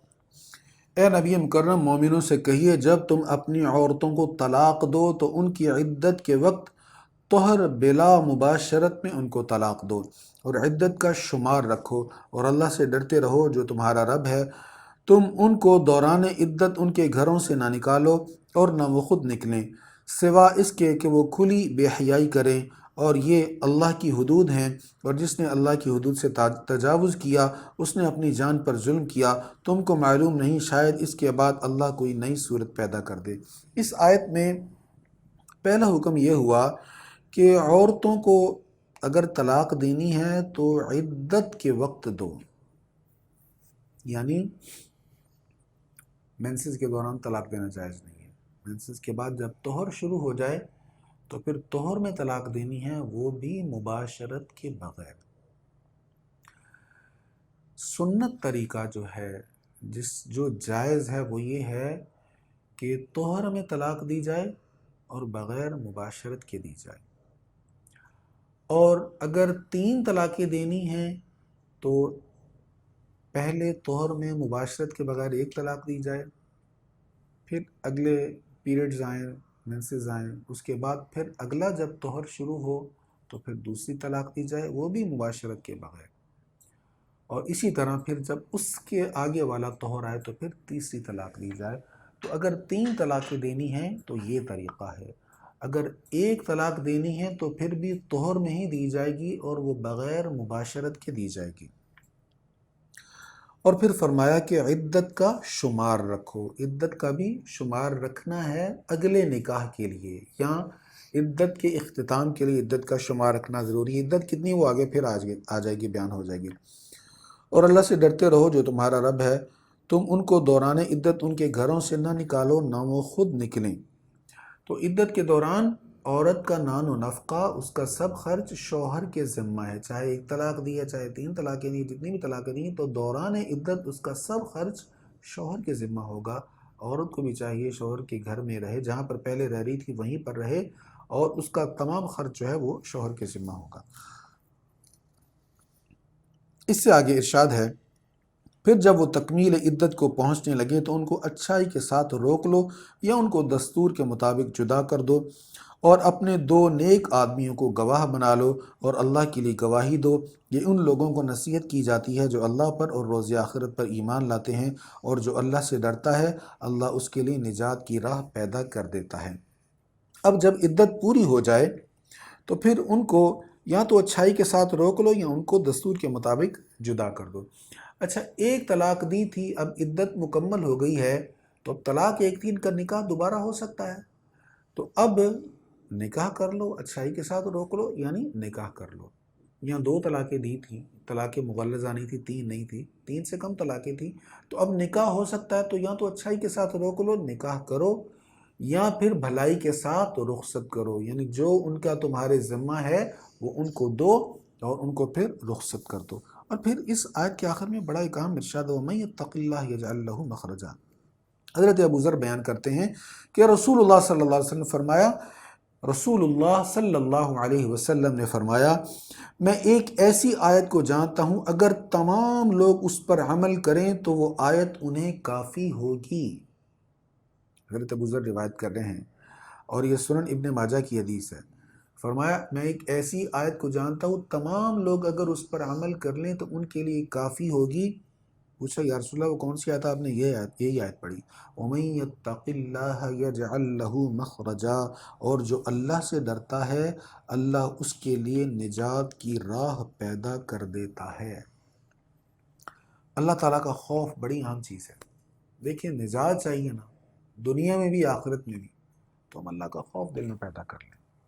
ہمیں 1000 خوف ہیں، 1000 ڈر ہیں دنیا جہان کے، مستقبل کے، پیسہ کم نہ ہو جائے، دولت کم نہ ہو جائے، چھن نہ جائے، پتہ نہیں کل کیا ہوگا، رزق کا ڈر، اور پتہ نہیں کس کس کا ڈر، لیکن اللہ کا ڈر نہیں ہے۔ فرمایا اگر اللہ کا خوف نصیب ہو جائے تو دنیا میں بھی خیر ہے، آخرت میں بھی خیر ہے۔ پھر اس سے آگے یہی احکام بیان ہو رہے ہیں۔ اچھا، وَيَرْزُقْهُ مِنْ حَيْثُ لَا يَحْتَسِبْ، اسی آیت کے ساتھ آگے کہ جس کے دل میں اللہ کا خوف پیدا ہوتا ہے پھر کیا ہوتا ہے، اور اس کو وہاں سے رزق دیتا ہے جہاں سے اس کا گمان بھی نہیں ہوتا، اور جو اللہ پر توکل کرتا ہے تو وہ اسے کافی ہے۔ بے شک اللہ اپنا کام پورا کرنے والا ہے، بے شک اللہ نے ہر چیز کا ایک اندازہ رکھا ہے۔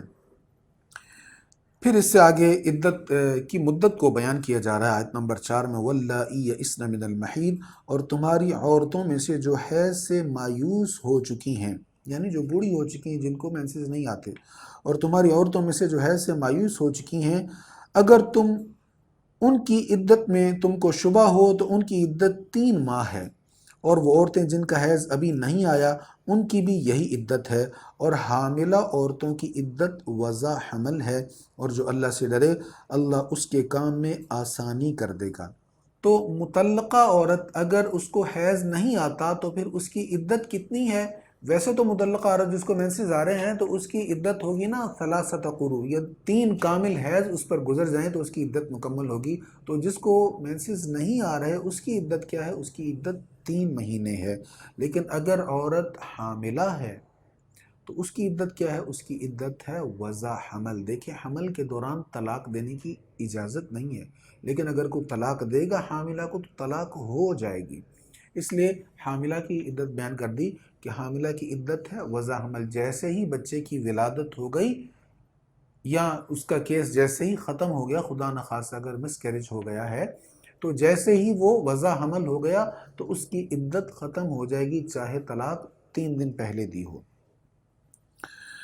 پھر ارشاد ہے، یہ اللہ کا حکم ہے جو اس نے تمہاری طرف نازل کیا ہے، اور جو اللہ سے ڈرے اللہ اس کے گناہوں کو مٹا دے گا اور اس کے ثواب کو بڑھا دے گا۔ ان مطلقہ عورتوں کو اپنی وسعت کے مطابق وہیں رکھو جہاں تم خود رہتے ہو، اور ان کو تنگ کرنے کے لیے ان کو تکلیف نہ پہنچاؤ، اور اگر وہ حاملہ ہوں تو وضع حمل تک ان کو خرچ دو، اور اگر وہ تمہارے لیے بچہ کو دودھ پلائیں تو ان کو ان کی اجرت دو، اور رواج کے مطابق آپ اس میں مشورہ کر لو، اور اگر تم دونوں دشواری محسوس کرو تو کوئی دوسری عورت دودھ پلا دے گی۔ یہاں پر اسلام نے عورت کو وہ رائٹ دیا ہے، وہ حق دیا ہے جو کسی مذہب میں نہیں ہے۔ وہ کیا ہے؟ اپنے بیٹے کو دودھ پلا رہی ہے، اپنی اولاد کو دودھ پلا رہی ہے، لیکن شوہر کے ذمہ ہے کہ دودھ پلانے پر اس کو خرچ دے۔ جو بیوی کا خرچہ ہے وہ تو ایک الگ چیز ہے، لیکن بچے کو جو دودھ پلایا جا رہا ہے اس کا ایکسٹرا خرچ شوہر کے ذمہ ہے۔ اور یہاں پر یہ بھی مسئلہ ہے کہ اگر دونوں کی مشاورت ہو، کسی دائیا سے دودھ پلوانا چاہیں تو اس میں بھی کوئی حرج نہیں ہے۔ صاحب حیثیت کو چاہیے کہ وہ اپنی وسعت کے مطابق خرچ کرے، اور جو تنگ دست ہو تو اس کو جو مال اللہ نے دیا ہے اس میں سے خرچ کرے۔ اب دودھ پلانے کا خرچ کتنا دینا ہے یہ مرد کی ہے حیثیت کے مطابق ہے، اس کی آمدنی کے مطابق ہے۔ صاحب حیثیت کو چاہیے کہ وہ اپنی وسعت کے مطابق خرچ کرے، اور جو تنگ دست ہو تو اس کو جو مال اللہ نے دیا ہے اس میں سے خرچ کرے۔ اللہ کسی شخص کو اتنا ہی مکلف کرتا ہے جتنا اس کو مال دیا ہے، اور عن قریب اللہ مشکل کے بعد آسانی پیدا کر دے گا۔ وكأي من قرية عتت عن أمر ربها ورسله فحاسبناها حسابا شديدا وعذبناها عذابا نكرا۔ اور بہت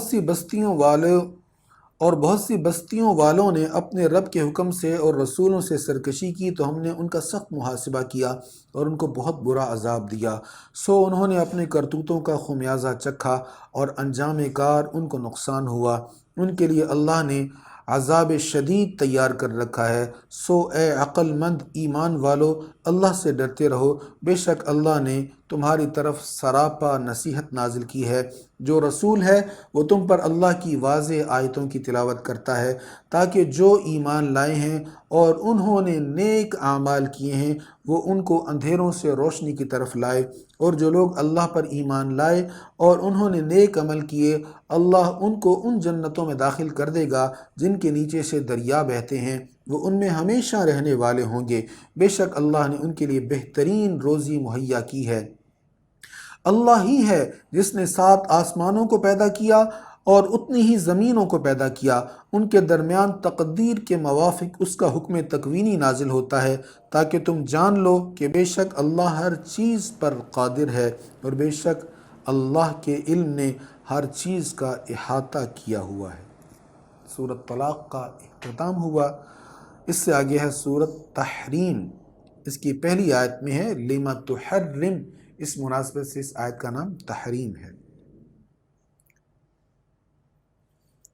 بسم اللہ الرحمن الرحیم یا ایہا النبی لم تحرم ما احل اللہ لک تبتغی مرضات ازواجک واللہ غفور رحیم قد فرض اللہ لکم تحلۃ ایمانکم واللہ مولاکم وہو العلیم الحکیم۔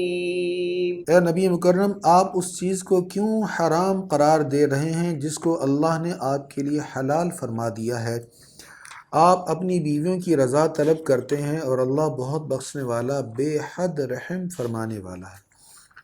اس کے شان نزول میں مفسرین نے وہ حدیث لکھی ہے کہ ام المؤمنین سیدہ عائشہ صدیقہ رضی اللہ تعالی عنہ اور ام المؤمنین سیدہ حفصہ رضی اللہ تعالی عنہ، انہوں نے آپس میں مشورہ کیا کہ حضور علیہ السلام ام المؤمنین حضرت زینب بنت جہش کے پاس بیٹھتے ہیں، زیادہ دیر بیٹھتے ہیں۔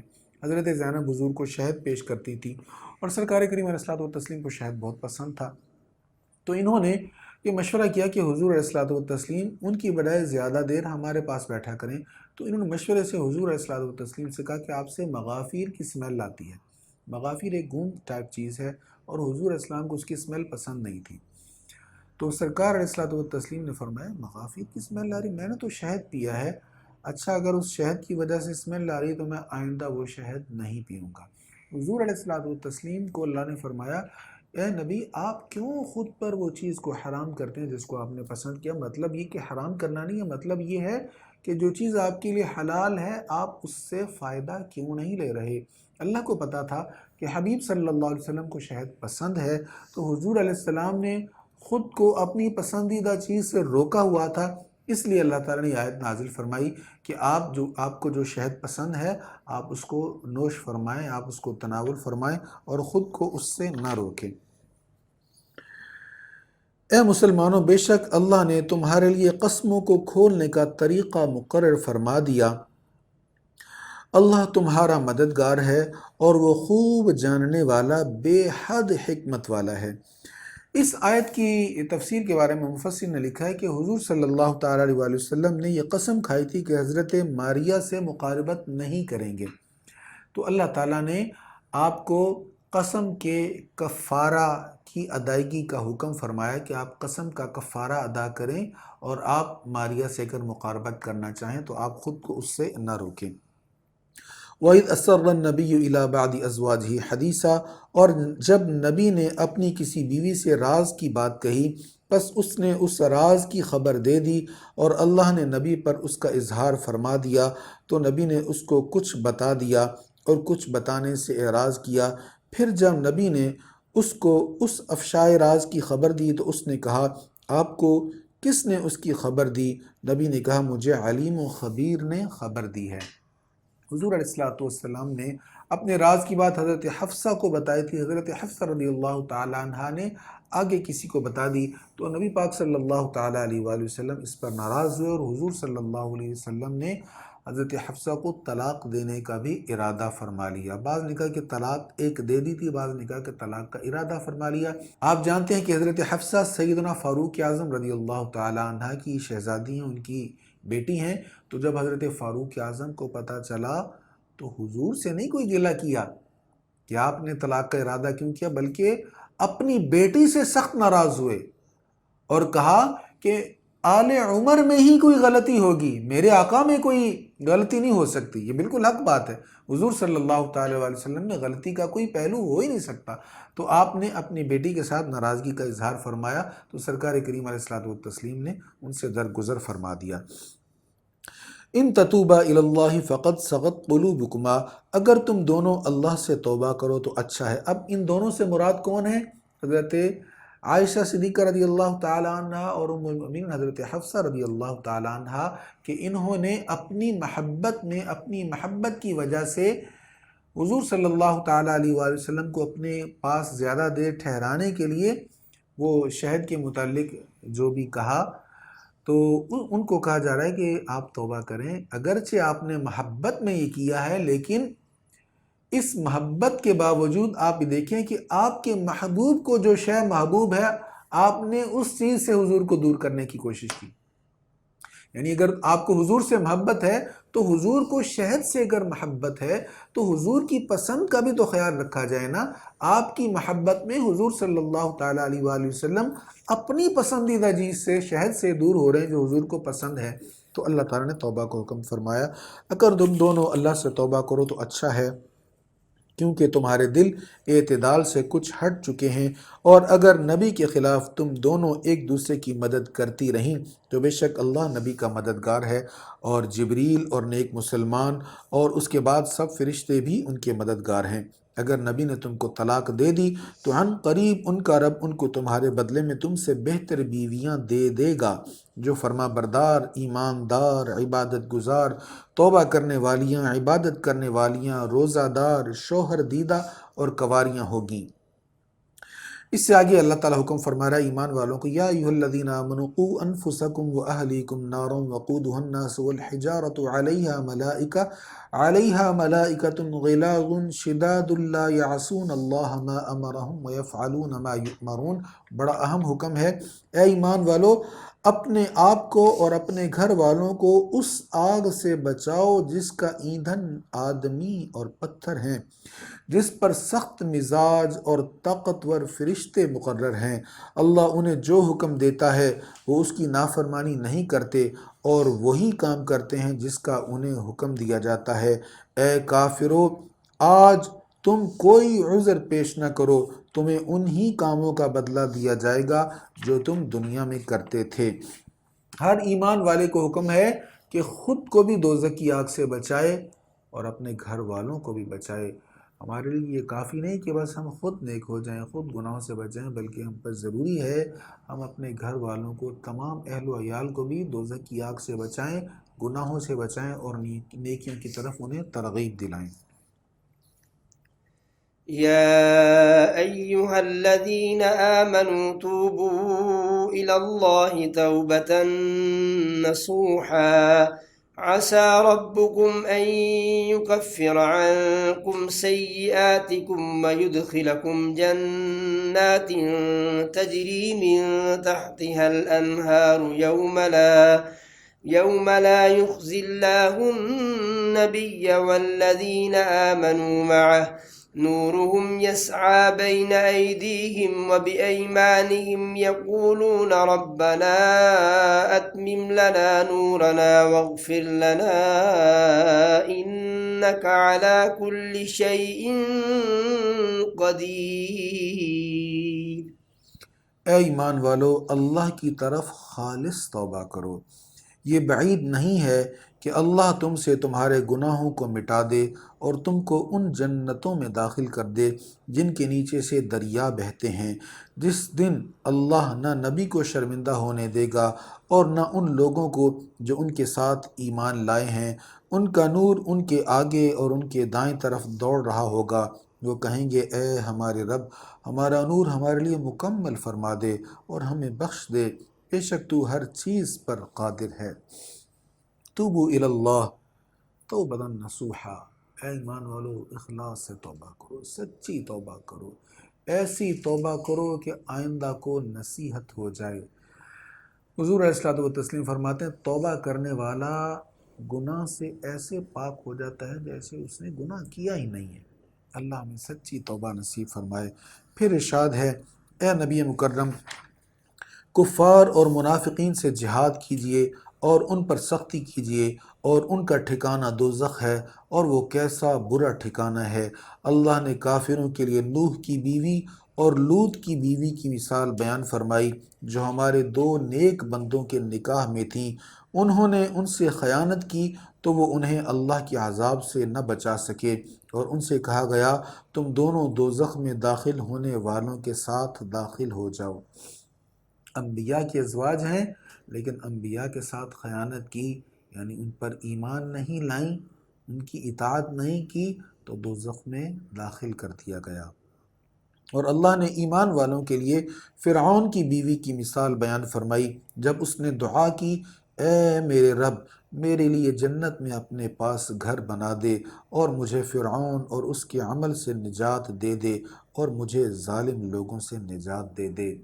تو فرعون کی بیوی حضرت آسیہ ایک بہت بڑے کافر کی بیوی ہیں لیکن ایمان والی ہیں، تو اللہ نے انہیں جنت میں داخل فرما دیا، اور نبی رحمت صلی اللہ تعالیٰ علیہ وآلہ وسلم کا جنت میں ان کے ساتھ نکاح ہوگا۔ اور عمران کی بیٹی مریم کی مثال بھی جس نے اپنی پاک دامنی کی حفاظت کی، سو ہم نے اس کے چاک گریبان میں اپنی طرف کی روح پھونک دی اور اس نے اپنے رب کے کلمات اور اس کی کتابوں کی تصدیق کی اور وہ اطاعت گزاروں میں سے تھیں۔ اسی پر سورۃ تحریم کا اور 28ویں پارہ کا اختتام ہوا ہے۔ اللہ تعالی ہمیں عمل کی توفیق عطا فرمائے، جو ہم نے پڑھا ہے اس کو یاد رکھنے، اس پر عمل کرنے، اس کا ابلاغ کرنے کی توفیق عطا فرمائے، اور نور قرآن سے ہمارے سینے روشن اور منور فرمائے۔ وآخر دعوایا ان الحمد للہ رب العالمین۔